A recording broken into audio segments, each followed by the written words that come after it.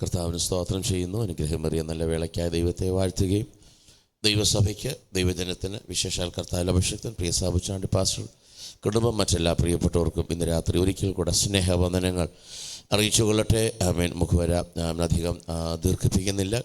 കഴിഞ്ഞ പകലും ഈ രാത്രി നിങ്ങളോടൊപ്പമായിരിക്കാൻ സ്വർഗത്തിലെ ദൈവം തന്ന നല്ല സാവകാശങ്ങൾക്കായിട്ട് കർത്താവിനെ വാഴ്ത്തുകയും ആമേൻ നിങ്ങളോടുള്ള സന്തോഷവും അറിയിക്കുന്നു. ആമേൻ. ഈ ഉപവാസ പ്രാർത്ഥനകളെ, ശുശ്രൂഷകളെ സ്വർഗത്തിലെ ദൈവം ധാരാളമായി മാനിക്കട്ടെ എന്ന് ആത്മാർത്ഥമായി ആമേൻ ആഗ്രഹിക്കുകയും പറഞ്ഞുകൊണ്ട് വാക്കുകൾ ആ നിലയിൽ ചുരുക്കിക്കൊള്ളട്ടെ. അവിടുന്ന് നമ്മെ ധാരാളമായി സഹായിക്കട്ടെ. വളരെ പ്രാർത്ഥനയോടെ നമുക്ക് ദൈവസന്നിധിയിലായിരിക്കാം. സമയപരിധിക്കുള്ളിൽ ഇന്ന് രാത്രിയും അവിടുത്തെ ആത്മാവ് നമ്മോട് കരുണ ചെയ്യുകയും നമ്മോട് ഇടപെടുകയും ചെയ്യേണ്ടതിനായിട്ട് സകലവും ഉചിതവും ക്രമമായി നടക്കേണ്ടതിന് നമുക്ക് പ്രാർത്ഥനയോടെ ആയിരിക്കാം.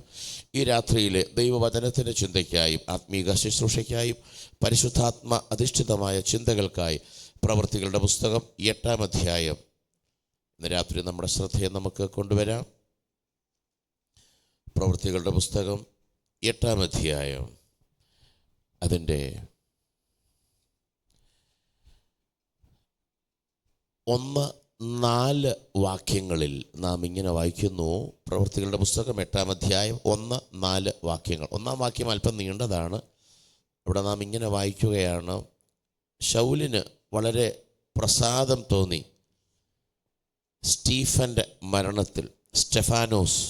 സ്റ്റെഫാനോസിൻ്റെ മരണത്തിൽ സൗളിന് വളരെ സന്തോഷമുണ്ടായി. അടുത്തത് നാം ഇങ്ങനെ വായിക്കുകയാണ്: ജെറുസലേമിലെ സഭയ്ക്ക് ആ സമയത്ത് കൊടിയ പീഡനം കടന്നു വരികയും, അതിനുശേഷം നാം ഇങ്ങനെയാണ് വായിക്കുന്നത്: അപ്പോസ്തലന്മാർ ഒഴികെ അവിടെ ഉണ്ടായിരുന്ന ആളുകൾ മുഴുവൻ യഹൂദിയ, ജുഡിയ, സമാരിയ എന്ന് പറയുന്ന 2 സ്ഥലങ്ങളിലേക്ക് അവർ ചിതറിപ്പോയി എന്ന് നാം 1-ാം വാക്യത്തിൽ വായിക്കുന്നു. പ്രവൃത്തി 8-ന്റെ 1 ഒരു പദം ഇങ്ങനെ എഴുതിയിരിക്കുന്നു: അപ്പോസ്തലന്മാർ ഒഴികെ ജെറുസലേമിലെ സഭയിൽ ഉണ്ടായിരുന്ന മിക്ക ആളുകളും, ഒട്ടുമിക്ക പേരും അവർ ഓടിപ്പോയ സ്ഥലങ്ങൾ അവിടെ പറയുന്നുണ്ട്. ജൂഡിയ ആൻഡ് സമാരിയ, ഈ 2 സ്ഥലങ്ങളിലേക്ക് അവർ എന്ത് ചെയ്തെന്ന് എഴുതിയിരിക്കുന്നത്? ചിതറിപ്പോയി. യെരൂശലേമിലെ സഭയ്ക്ക് ഒരു വലിയ ഉപദ്രവം നേരിട്ടു. അപ്പോസ്തലന്മാർ ഒഴികെ എല്ലാവരും യഹൂദ്യ, ശമരിയ ദേശങ്ങളിൽ ചിതറിപ്പോയി. ആ വാക്ക് ശ്രദ്ധിക്കുക, ചിതറിപ്പോയി. 4-ാം വാക്യത്തിലേക്ക് നാം വരുമ്പോൾ വേഴ്സ് 4, 4-ൽ എന്താ വായിക്കുന്നത്? ചിതറിപ്പോയവർ വചനം സുവിശേഷിച്ചും കൊണ്ട് അവിടെ സഞ്ചരിച്ചു. അതിന് സമാനമായ ഒരു പദം തന്നെയാണ് 4-ാം വാക്യത്തിലുമുള്ളത്. അവിടെ എന്ത് പറഞ്ഞിരിക്കുന്നു? ചിതറിപ്പോയവർ വചനം സുവിശേഷിച്ചും കൊണ്ട് അവിടെ സഞ്ചരിച്ചു. ഞാൻ ആ വാക്കിലേക്ക്, ആ പദത്തിലേക്കാണ് പ്രിയമുള്ളവരെ ഒന്ന് വരുന്നത്. 1-ാം വാക്യത്തിലും 4-ാം വാക്യത്തിലും സമാനമായ ഒരു പദമാണ് കിടക്കുന്നത്. വേഴ്സ് 1-ൽ പറഞ്ഞിരിക്കുന്നു, ഇത്രയും ആളുകൾ എന്ത് ചെയ്തു? They were scattered എന്നാണ് പറഞ്ഞിരിക്കുന്നത്, ചിതറിപ്പോയി. വേഴ്സ് 4, 4-ാം വാക്യത്തിൽ പറയുന്നത് ചിതറി പോയവർ. ആ 2 പദത്തിലേക്ക് ഇന്ന് രാത്രി നമുക്ക് ഒന്ന് പ്രാർത്ഥന മനോഭാവത്തോടെ നമുക്കൊന്നായിരിക്കാം. ഒന്നൊരു സംഭവമാണ്, ഒരു സംഭവമാണ് ചിതറുക എന്നുള്ളത്. 4-ാം വാക്യത്തിൽ ആ സംഭവം അനുഭവിച്ചവരുടെ കാര്യമാണ് പറയുന്നത്. അവരെ എന്തെന്ന് വിളിക്കുന്നു? ചിതറിപ്പോയവർ. മനസ്സിലാകുന്നുണ്ടോ? 1-ാം വാക്യത്തിൽ ചിതറിപ്പോയി, അതൊരു സംഗതിയാണ്, അതൊരു സംഭവമാണ്. 4-ൽ ആ സംഭവം അനുഭവിച്ചവർ, അവരെ എന്തെന്ന് വിളിക്കുന്നു? ചിതറിപ്പോയവർ. ഈ 2-നും സമാനമായ ഒറ്റ വേർഡ് തന്നെയാണ് ഇംഗ്ലീഷിൽ എഴുതിയിരിക്കുന്നത്, സ്കാറ്റേർഡ്. ചിതറിപ്പോയവരെ വിളിക്കുന്നത് സ്കാറ്റേർഡ് എന്ന്. ആ സംഭവത്തെയും പറയുന്നത് സ്കാറ്റേർഡ്. എന്താണ് സംഭവമെന്ന് നമുക്കറിയാം. ചിതറുന്നത് നമുക്കാർക്കും ഇഷ്ടമുള്ള കാര്യമല്ല. പക്ഷെ ഇവിടെ ദൈവത്തിൻ്റെ അറിവോടുകൂടി ഒരു ചിതറൽ വരികയാണ്. സ്തോത്രം. ഈ വിഷയത്തിൽ നിന്നുകൊണ്ട് ഒന്ന് രണ്ട് കാര്യങ്ങൾ നമുക്കൊന്ന് സറൗണ്ട് ചിന്തിക്കാനുണ്ട്. പ്രാർത്ഥനയോടെ ദൈവസന്നിധിയിലായിരിക്കണമേ. ചിതറിക്കുന്ന സംഭവങ്ങൾ ജീവിതത്തിൽ കടന്നു വരാം. ചിതറിക്കുന്ന സംഭവങ്ങൾ. ഒരിക്കൽ നമ്മുടെ കർത്താവ് ഇങ്ങനെ ഉപമകളായി പലതും പറഞ്ഞു വരുമ്പോൾ വിശ്വാസ ജീവിതത്തെ ഉപമിച്ചുകൊണ്ട് പറഞ്ഞൊരു വിഷയമുണ്ട്. രണ്ട് വ്യക്തികളെന്ന് യേശു കർത്താവ് എടുത്തു പറഞ്ഞു. എൻ്റെ വചനം കേട്ട് ചെയ്യുന്നവരെ അത് ഇന്നാരോട് അല്ലെങ്കിൽ ഇന്നതിനോട് സമനാകുമെന്ന് പറഞ്ഞിട്ട് വളരെ പ്രസിദ്ധമാണ്. ഞാനതിൻ്റെ വായിച്ച് അതിൻ്റെ നേരങ്ങളിലേക്ക് നാം കടക്കുന്നില്ല. രണ്ടുപേർ വീട് പണിതതും അത് വിശ്വാസ ജീവിതത്തെക്കുറിച്ചാണ് പറഞ്ഞു വരുന്നത്. രണ്ട് വീട് പണിയൊക്കെ നമുക്ക് നന്നായിട്ടറിയാം. രണ്ട് വീടിനും 3 അനുഭവങ്ങളാണ് കടന്നു വന്നത്. 2 വീടുകൾ 3 പരിശോധനകൾ. എന്തൊക്കെയാണ് ആ വീടുകൾക്ക് വന്ന പരിശോധന എന്ന് നമുക്കറിയാം. ഇങ്ങനെയാണ് മത്തായി സുവിശേഷം എടുക്കണ്ട.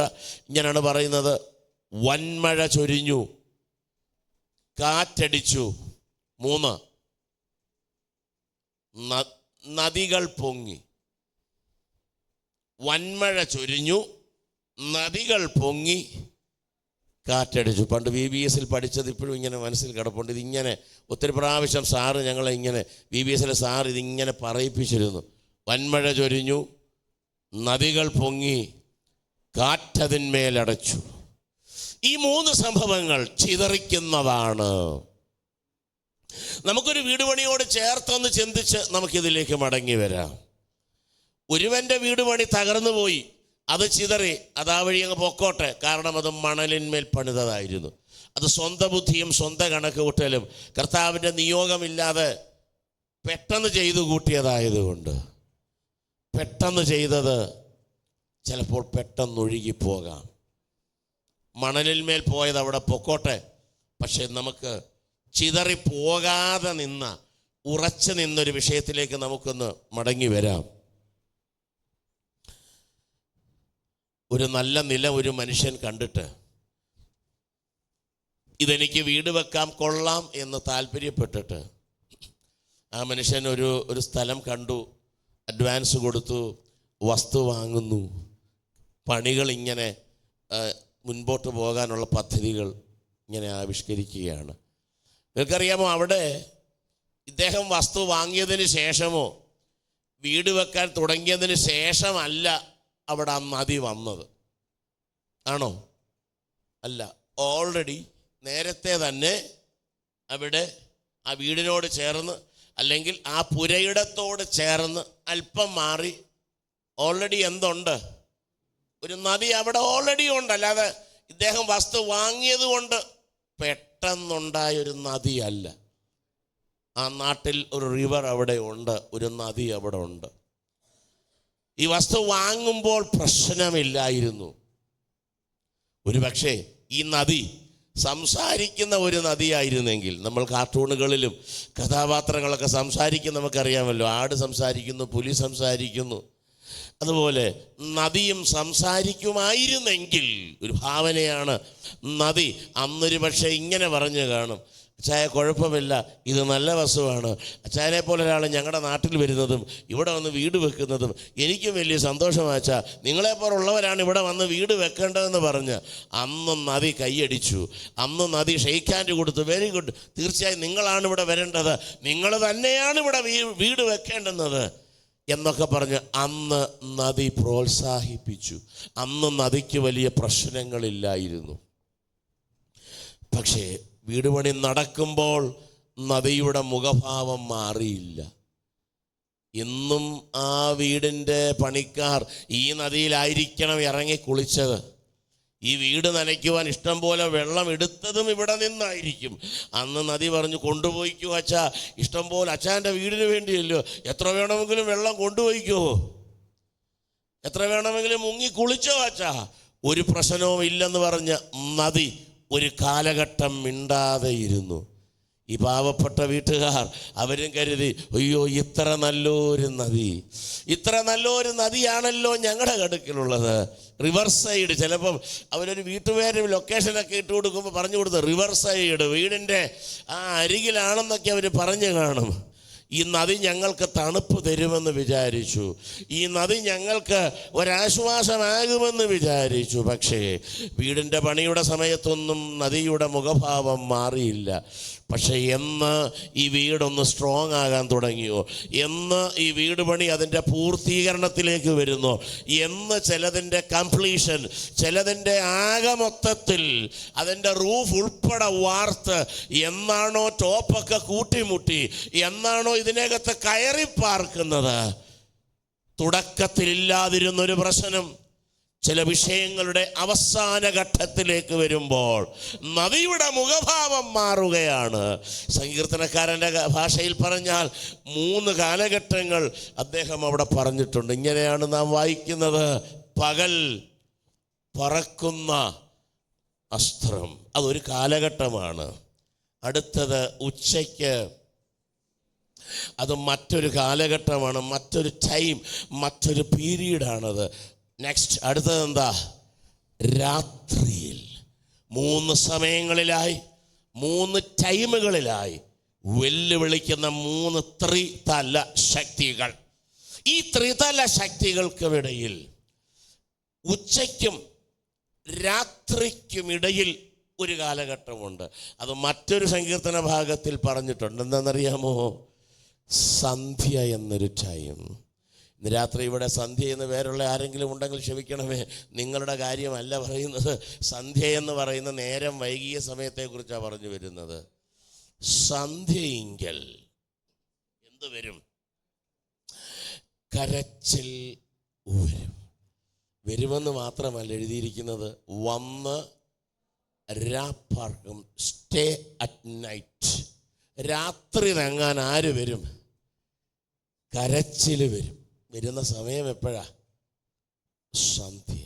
പകല് കഴിഞ്ഞു, ഉച്ച കഴിഞ്ഞു, ഏതായിട്ടില്ല? രാത്രി ആയിട്ടില്ല. രാത്രിക്ക് മുൻപാണ് ഏത് വരുന്നത്? സന്ധ്യ വരുന്നത്. സന്ധ്യയെങ്കിലാണ് ആര് വരുന്നത്? കരച്ചിൽ വരുന്നത്. പാർക്കുന്നത് ഏതിനെ കാത്തിരിക്കുക? ഇനി ഒരെണ്ണം ഉണ്ടല്ലോ, ഏത്? വന്ന് രാ മീൻസ് രാത്രി പാർക്കണം. കരച്ചിലും രാത്രിയുമായിട്ട് എന്തോ ഒരു ബന്ധമുള്ളതുപോലെ. കരച്ചിലെന്താ? പകല് വരാഞ്ഞത്. പകലൊക്കെ പിടിച്ചു നിന്നു, ആരും കാണരുതെന്നൊക്കെ പറഞ്ഞ് വീർപ്പ് മുട്ടി, കരച്ചിലൊക്കെ കടിച്ചൊതുക്കി.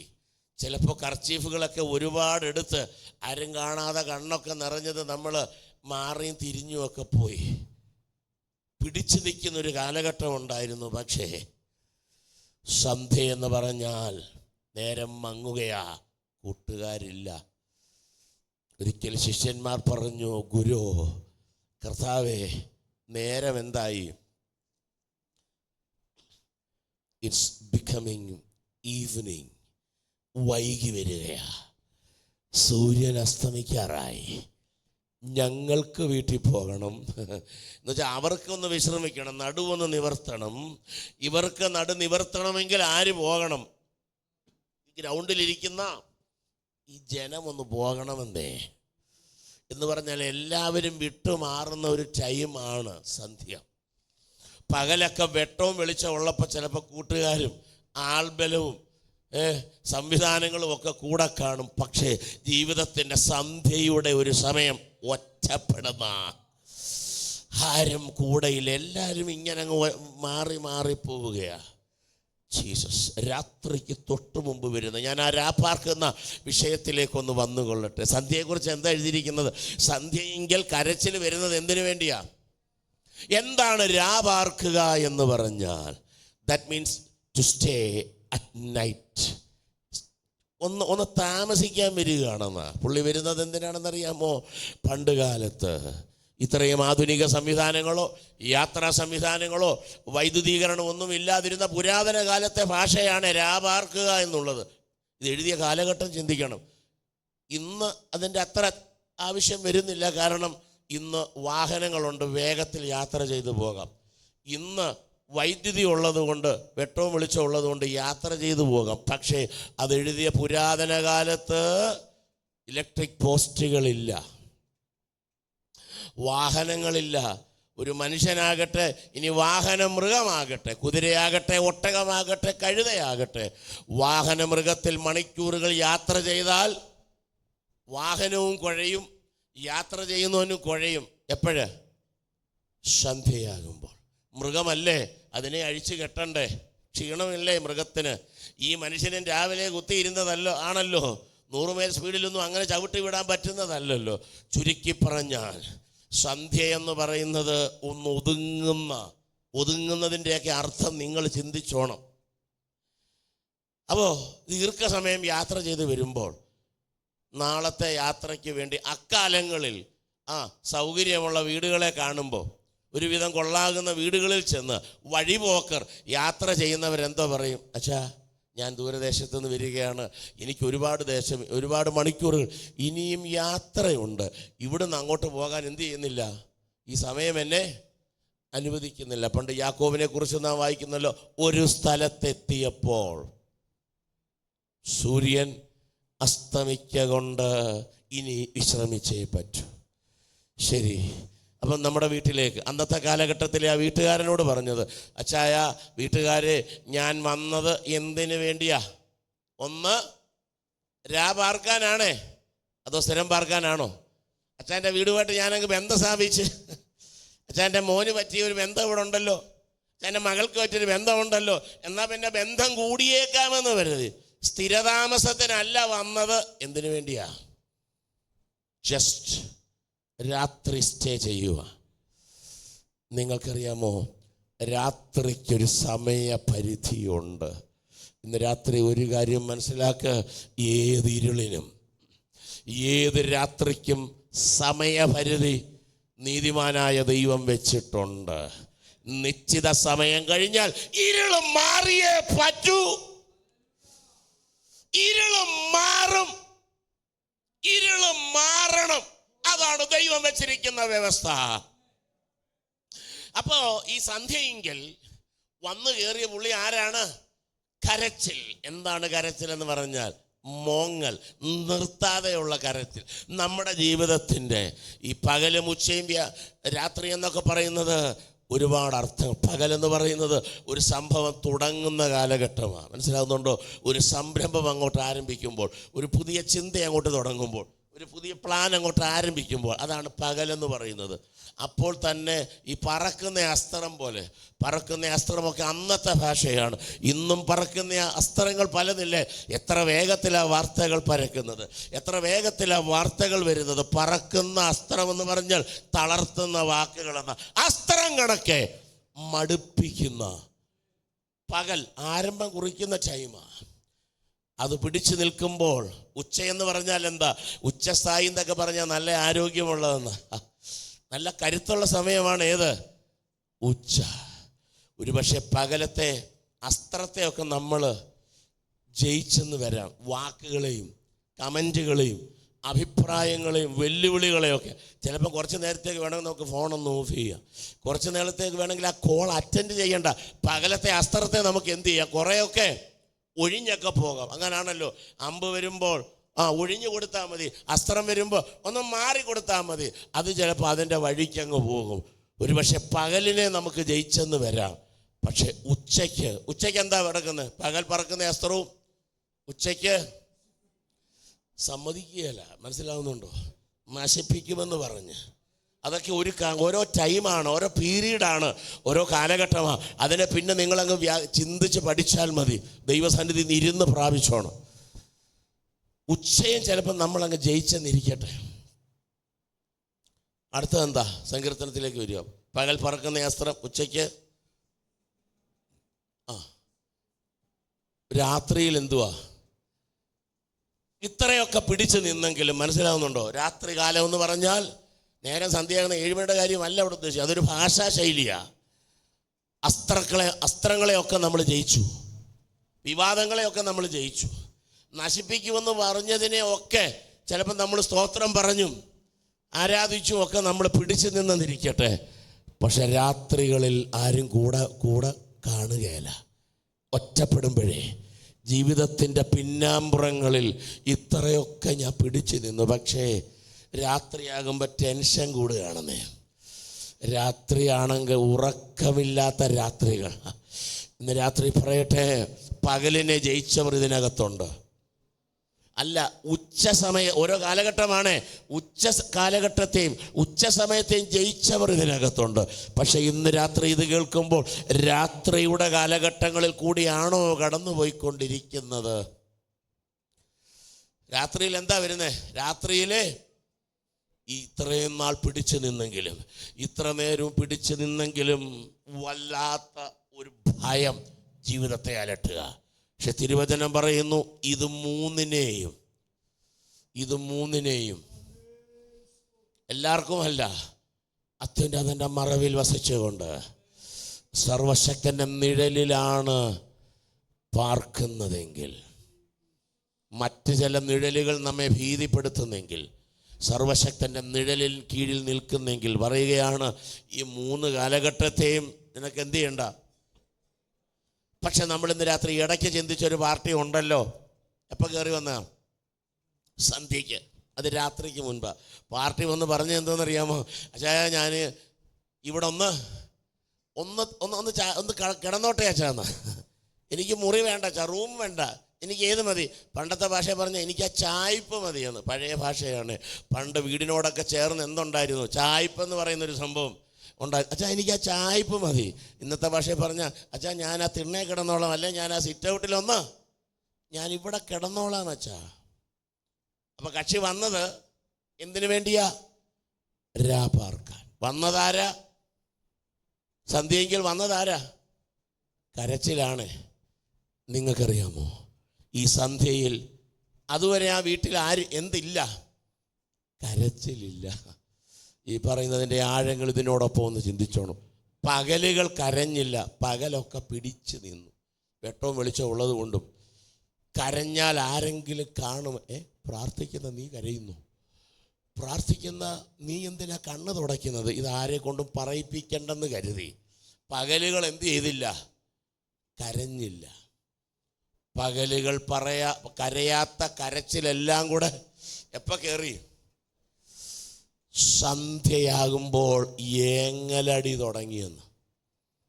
എനിക്കാരുണ്ട് അല്ലേലും ഇങ്ങനെ. ഇന്ന് രാത്രി ചില ഏങ്ങലടികളെ സ്വർഗം അങ്ങ് പറഞ്ഞു വിടാൻ പോവുക. എവിടെയൊക്കെയോ ഏങ്ങലടിപ്പിക്കുന്ന, നിങ്ങൾക്കറിയാമോ? ഏങ്ങലടി തുടങ്ങുന്ന സമയം എപ്പോഴാ? സന്ധ്യയ്ക്കാ.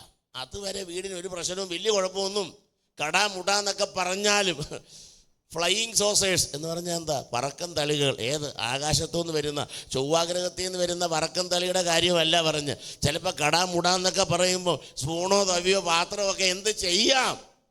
ചിലപ്പോൾ ഇങ്ങനെയൊക്കെ ഒന്ന് വായുവിലൊക്കെ പറന്ന് പോയെന്ന് വരാം. അത് പിന്നെ നമ്മൾ എടുത്തോണ്ടൊക്കെ വരും. പക്ഷെ അങ്ങനെയൊക്കെ ഉണ്ടെങ്കിലും പകലുകളിൽ എന്തില്ലായിരുന്നു?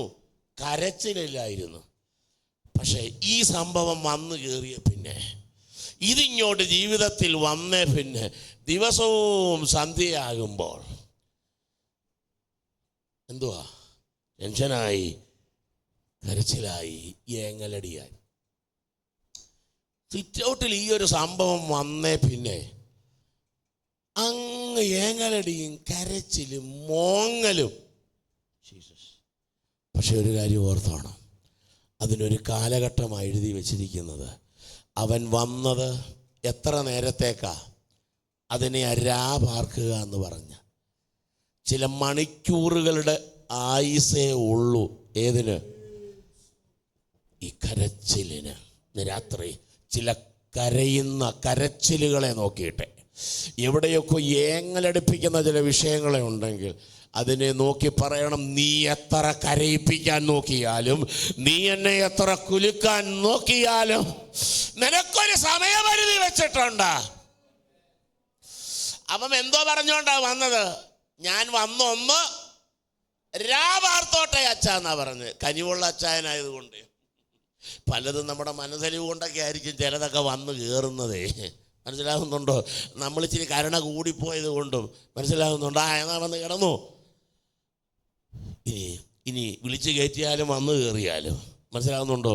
വിളിച്ചു കയറ്റുന്നത് കൊണ്ട്, വന്ന് കയറുന്നത് കൊണ്ട്, അതെല്ലാം കൂടെ നിന്ന് വിസ്തരിക്കാൻ ഇപ്പോൾ ടൈമില്ല. അതൊക്കെ നമുക്ക് പിന്നീടാകട്ടെ. ഏതായാലും ആമേൻ, അവസരം കൊടുത്തതാണല്ലോ. അച്ചായന് നല്ല ബോധ്യമുണ്ട്.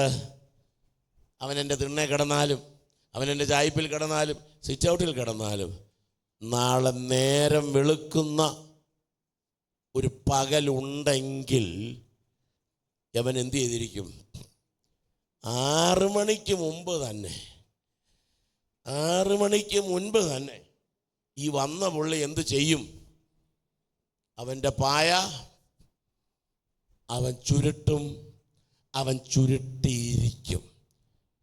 നമ്മുടെ വിശ്വാസ ജീവിതത്തിൻ്റെ ധൈര്യവും പ്രത്യാശയും പ്രഖ്യാപിക്കാൻ തയ്യാറാകുക. എന്നെ കരയിപ്പിക്കുന്ന ചില വിഷയങ്ങൾക്ക് മണിക്കൂറുകളുടെ ആയുസേ ഉള്ളെന്ന്. നിങ്ങൾ ചിന്തിച്ചാൽ 6 മണി കഴിഞ്ഞ അച്ചായൻ കിടക്കപ്പായിന്ന് അച്ചായൻ എഴുന്നേറ്റ് മുറി തുറന്ന് സിറ്റ് ഔട്ടിലേക്ക് വരുമ്പോൾ ഈ പുള്ളി തിണ്ണയിൽ കിടപ്പുണ്ടെങ്കിൽ ബാക്കി രംഗം നിങ്ങൾക്ക് പറയാമോ? പറ. എന്തോ പറഞ്ഞാ കയറി വന്നേ? ഞാൻ വന്നൊന്ന്, അവൻ അനുവദിച്ച സമയം എത്രയേ ഉള്ളൂ? അൻറ്റിൽ എത്ര വരെയാ? സൂര്യൻ.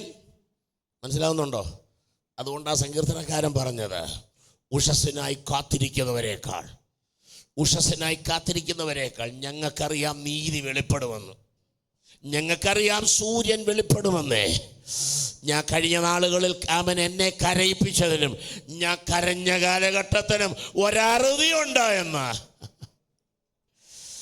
നേരം വെളുത്തും അവനവിടെ കിടക്കുന്നെങ്കിൽ അച്ചായന് ന്യായമായി ഒരു റൈറ്റ് ഉണ്ട്, ഇല്ലേ? എന്താ? അവനെ ഉമ്മ കൊടുക്കുകയല്ല, അവനെ ചെന്ന് എന്താ ചെയ്യുന്നേ? ഇല്ലേ? പിന്നെ അടുത്തത് എന്തുവാ? ഒറ്റ. മനസ്സിലാവുന്നുണ്ടോ? ഒരു കാലഘട്ടം കഴിഞ്ഞാൽ ചില കരച്ചിലുകൾക്ക് പ്രസക്തിയില്ല എന്ന് ഇന്ന് രാത്രി പ്രാരംഭ നിമിഷങ്ങളിൽ ഒന്ന് പറഞ്ഞുകൊള്ളട്ടെ. കരയിപ്പിക്കുന്ന ചില വിഷയങ്ങൾ, കരയുന്ന വാദിക്കുന്ന ചില മേഖലക്ക് രാത്രിയുടെ മണിക്കൂറുകളുടെ ആയുസേ ഉള്ളൂ. എപ്പോൾ സൂര്യൻ ഇറങ്ങുന്നോ, എപ്പോൾ നീതി വെളിപ്പെടുന്നോ, അവൻ തന്നെ ഇറങ്ങിക്കോളും. ജീസസ് റാഷഭാതുനാരകന. ഇനി ഞാൻ പറയാം. അപ്പൊ ചിലർ അയ്യോ ഇങ്ങനെ പറഞ്ഞാൽ എങ്ങനെ ഇത്ര മണിക്കൂറുകൾ അവൻ എൻ്റെ തിണ്ണയിൽ കിടക്കുമെന്നോ? വേണ്ടെന്നേ. അടിയന്തര പ്രവൃത്തിയൊക്കെ നമ്മുടെ കർത്താവ് ചെയ്യുന്നതാ. നമ്മുടെ കർത്താവിന് നേരം വെളുക്കണമെന്ന് നിർബന്ധമൊന്നുമില്ല. കാരണം വെളിച്ചങ്ങളുടെ ദാതാവാണല്ലോ, വെളിച്ചങ്ങളുടെ പിതാവെന്ന നമ്മുടെ കർത്താവിനെ കുറിച്ച് പറയുന്നത്. കഴിഞ്ഞ പകൽ നമ്മളൊന്ന് തൊട്ടുവിടാനായിട്ടിടയായി.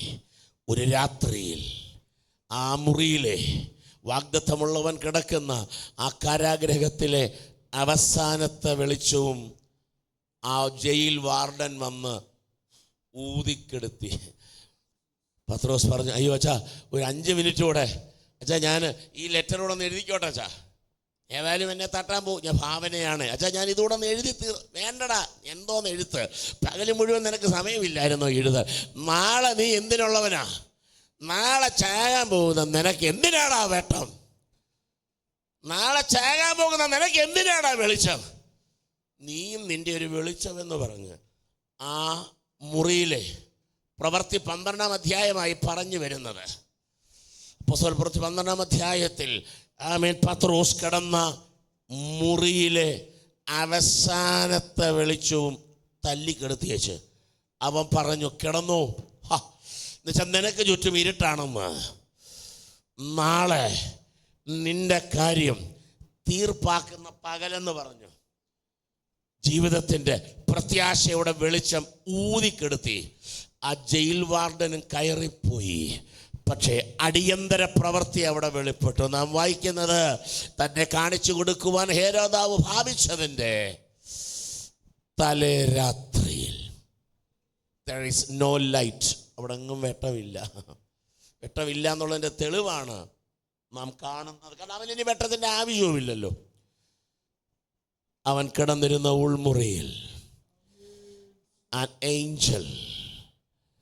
ഇന്നും ദൂതന്മാർ എങ്ങും പോയിട്ടില്ല, സ്വർഗമെങ്ങും മറഞ്ഞിട്ടില്ല, സ്വർഗത്തിലെ സൈന്യം എങ്ങും പോയിട്ടില്ല. തന്നെ കാത്തിരിക്കുന്നവർക്ക് വേണ്ടി, തനിക്കായി പ്രത്യാശിക്കുന്നവർക്ക് വേണ്ടി. എടാ, നേരം വെളുക്കണ്ട എന്ന് ആ ഉൾമുറിയിൽ സംഭവിച്ചെന്താണെന്നറിയാമോ? ഒരു ദൂതൻ ഇറങ്ങിയതിന്റെ പിന്നാലെ നിങ്ങൾ വായിച്ചോ പ്രവൃത്തി 12-ൽ, പെട്ടെന്ന് അറയിൽ സൂര്യൻ ഉദിച്ചെന്നാണോ? അറയിൽ ഒരു വെളിച്ചം പ്രകാശിച്ചു. ഇന്ന് രാത്രി അടിയന്തരമായി ചില വിഷയങ്ങളിൽ ദൈവാത്മാവിൽ ചിലരോട് പറയട്ടെ, നേരം വെളുക്കുന്നതിന് മുമ്പ് തന്നെ, ഈ രാത്രിയുടെ യാമത്തിൽ തന്നെ ദൈവത്തിന് ചിലരുടെ വിഷയത്തിൽ അടിയന്തരമായി ചിലത് തീർപ്പാക്കാനുള്ളത് കൊണ്ട് ധൈര്യപ്പെട്. സൂര്യൻ ഉദിക്കുന്നതിന് മുൻപ്, സൂര്യൻ ഉദിക്കണ്ട, അതിനു മുമ്പേ വെളിച്ചം തരാൻ രാത്രി അത് ജീവിതങ്ങളിൽ സംഭവിക്കട്ടെന്നാ. ഉഷസ് വരണ്ട എന്ന് നീ ഉഷസിനായി കാത്തിരുന്നാ മതി. ശിഖാബാന, നാളെ നേരം വെളുക്കട്ടെ എന്ന് ഹേരോദാവ് പറഞ്ഞു വെച്ചിരിക്കുക. നേരം വെളുക്കട്ടെ, യവനെ തട്ടും, നേരം വെളുക്കട്ടെ, യവനെ തീർക്കും. സ്വർഗം പറഞ്ഞു, എടാ എൻ്റെ ദാസന, നീ നേരം വെളുപ്പിക്കത്തില്ല. ഓ ഷാഹി, നേരം വെളുക്കുന്നതിന് മുമ്പ് രാത്രിയിൽ തേജസ് ഇറങ്ങിയതാ, രാത്രിയിൽ വിടുതൽ ഇറങ്ങിയത്. ഈ 6ാമത്തെ രാത്രിയിൽ തനിക്കായി കാത്തു നിൽക്കുന്നവർക്ക് വേണ്ടി തേജസ് ഇറങ്ങട്ട, വെളിച്ചം ഇറങ്ങട്ട. സൂര്യനില്ലാതെ വെട്ടം കൽപ്പിക്കുക. നിങ്ങൾക്കറിയാം, ഉൽപ്പത്തി പുസ്തകത്തിൽ സൂര്യൻ ഉണ്ടായത്, എൻ്റെ അറിവ് ശരിയാണെങ്കിൽ 4th ഡേയിലാണെന്ന് തോന്നുന്നു. പെട്ടെന്ന് നിങ്ങൾക്ക് ഉൽപ്പത്തി പുസ്തകം നോക്കാമോ? 1-ാം ദിവസം 2-ാം ദിവസം അത് എഴുതിയിട്ടില്ലേ? സൂര്യനെ സൃഷ്ടിച്ച ആ ദിവസം എത്രയാണെന്ന് പെട്ടെന്ന് നോക്കി പറയാമോ? 4-ാം ദിവസമാണെന്നാണ് തോന്നുന്നത്. ചിലർ ചോദിച്ചു, ഈ 1-ാം ദിവസവും 2-ാം ദിവസവും ഉണ്ടാകണമെങ്കിൽ സൂര്യൻ തിരിയണ്ടേ, വെട്ടം വരണ്ടേ? മണ്ടനായ മനുഷ്യ, സൂര്യന് 4-ാം ദിവസമില്ലേ? അപ്പം 4-ാം ദിവസമാണ് ആകാശമണ്ഡലങ്ങളിൽ തമ്പുരാൻ എന്തോ തൂക്കിയിട്ടേക്കല്ല, ഒരു ഭാവന പറഞ്ഞതാ. സൂര്യനെയൊക്കെ ഉളവാക്കിയത് എപ്പോഴാ? 4th day. പക്ഷെ സൂര്യൻ ഉണ്ടാകുന്നതിന് മുൻപും വെളിച്ചങ്ങളുടെ പിതാവ്, അന്നും വെട്ടമുണ്ടല്ലോ, അതൊക്കെ മുൻപല്ലേ കർത്താവ് കൽപ്പിച്ചേ ഏതുണ്ടാകട്ടെ എന്ന്? എല്ലാം പിടികിട്ടുന്നുണ്ടോ? സൂര്യൻ വരട്ടെ എന്നാണോ പറഞ്ഞേ? ഇന്ന് രാത്രി സാധാരണ മനുഷ്യൻ സൂര്യന് വേണ്ടി കാത്തിരിക്കുമ്പോൾ, മനസ്സിലാവുന്നുണ്ടോ? ഇന്നാര് വരട്ടെ, ഇന്നാര് വരട്ടെന്ന്. ഒരു ഇന്നാരും വരണ്ട. സൂര്യൻ ഉദിക്കുന്നതിന് മുൻപ് തന്നെ നീ കിടക്കുന്ന അറയിൽ, നീയോ പ്രാർത്ഥിക്കുമ്പോൾ അറയിൽ കയറാനാ പറഞ്ഞത്. എന്താണ് അറയെന്ന് പറഞ്ഞാൽ? ജീസസ്, അറയെന്ന് പറഞ്ഞാൽ ഒരിക്കലും ഇവിടെ പറഞ്ഞു എന്ന് ഞാൻ ഓർക്കുന്നില്ല. നമ്മുടെ കർത്താവ് പറഞ്ഞത്, നീയോ പ്രാർത്ഥിക്കുമ്പോൾ എവിടെ കിടക്കണം? ഒരാളത് വായിച്ചിട്ട് കൊണ്ട്, മുന്നുവാസ് എന്ത് ചെയ്യാനാ, പ്രാർത്ഥിക്കണമെന്ന് എനിക്ക് ആഗ്രഹമുണ്ട്, പക്ഷെ കഷ്ടകാലത്തിന് എൻ്റെ വീടിന് അറയും വരെയൊന്നുമില്ല. പ്രാർത്ഥിക്കാത്തതിന് പുള്ളി കണ്ടുപിടിച്ചൊരു കാര്യമാണ്, കർത്താവിൻ്റെ വാക്ക് കയറി അങ്ങ് പിടിച്ചു. കർത്താവ് പറഞ്ഞില്ലയോ പ്രാർത്ഥിക്കുമ്പോൾ എവിടെ കയറണം? എൻ്റെ വീടിന് ഏതില്ല.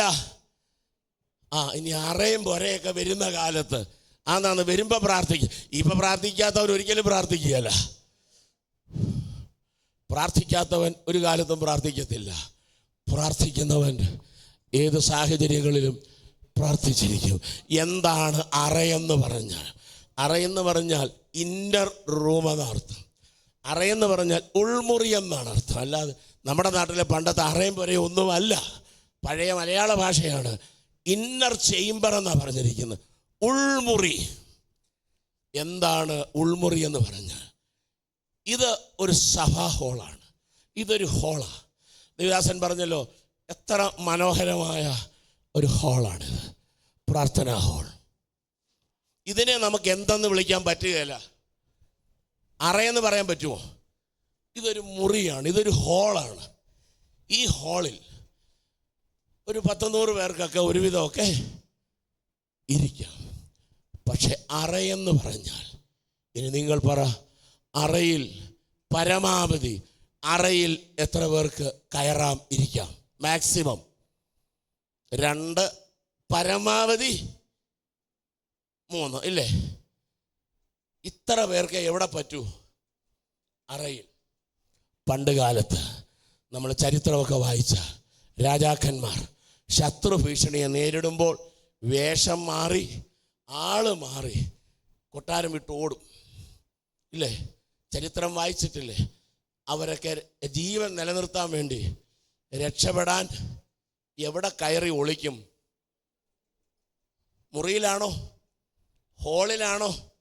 ഓഡിറ്റോറിയത്തിലല്ല. അറയെന്ന് പറഞ്ഞാൽ ഒളിക്കുന്ന സ്ഥലമെന്ന്. അറയെന്ന് പറഞ്ഞാൽ എല്ലാവരും കൈവിടുന്ന ലോൺലിനെസ്, ഏകാന്തതയായി പറഞ്ഞു വരിക.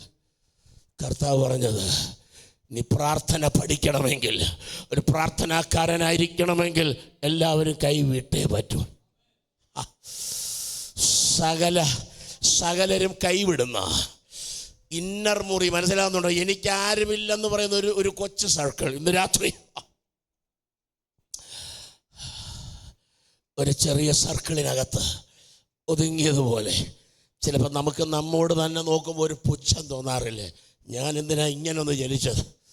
എന്തിനാ ഞാൻ ഈ ഒരു കുടുംബത്തിൽ, വീട്ടിൽ? എൻ്റെ സർക്കിള് ചെറുതാണല്ലോ. കുഞ്ഞേ, നിന്നെ അങ്ങനെ ഒരു അറയ്ക്കകത്താക്കിയത്, ഒരു ഇന്നർ സർക്കിളിലാക്കിയത്, ഒരു ഇന്നർ ചേംബറിലാക്കിയത് മറ്റൊന്നിനുമല്ല, സ്വർഗീയ താതനുമായിട്ടൊന്ന് സംസാരിക്കുക. അത് വേറെ ആരും കേൾക്കണ്ട എന്ന്. ഇന്ന് രാത്രി അറയ്ക്കകത്ത് കയറി പ്രാർത്ഥിക്കുന്ന ഒരു ശീലം ആരും കേൾക്കണ്ട. അതിന് അറയും പൊരയും മുറിയും ഒന്നും വേണ്ട. ഞാൻ ഇരിക്കുന്ന എൻ്റെ പരിമിതിയുടെ പേരാണ് ഏത്? എൻ്റെ അറ. എൻ്റെ പരിമിതിയുടെ പേരാണ്, എൻ്റെ ഒതുക്കത്തിൻ്റെ പേരാണ് when you pray enter into your inner chamber എന്ന്. ഇന്നർ ചേംബർ എന്ന് പറഞ്ഞാൽ മറ്റൊരർത്ഥവും കൂടെ ഉണ്ട്, ആന്തരിക അറയെന്ന്.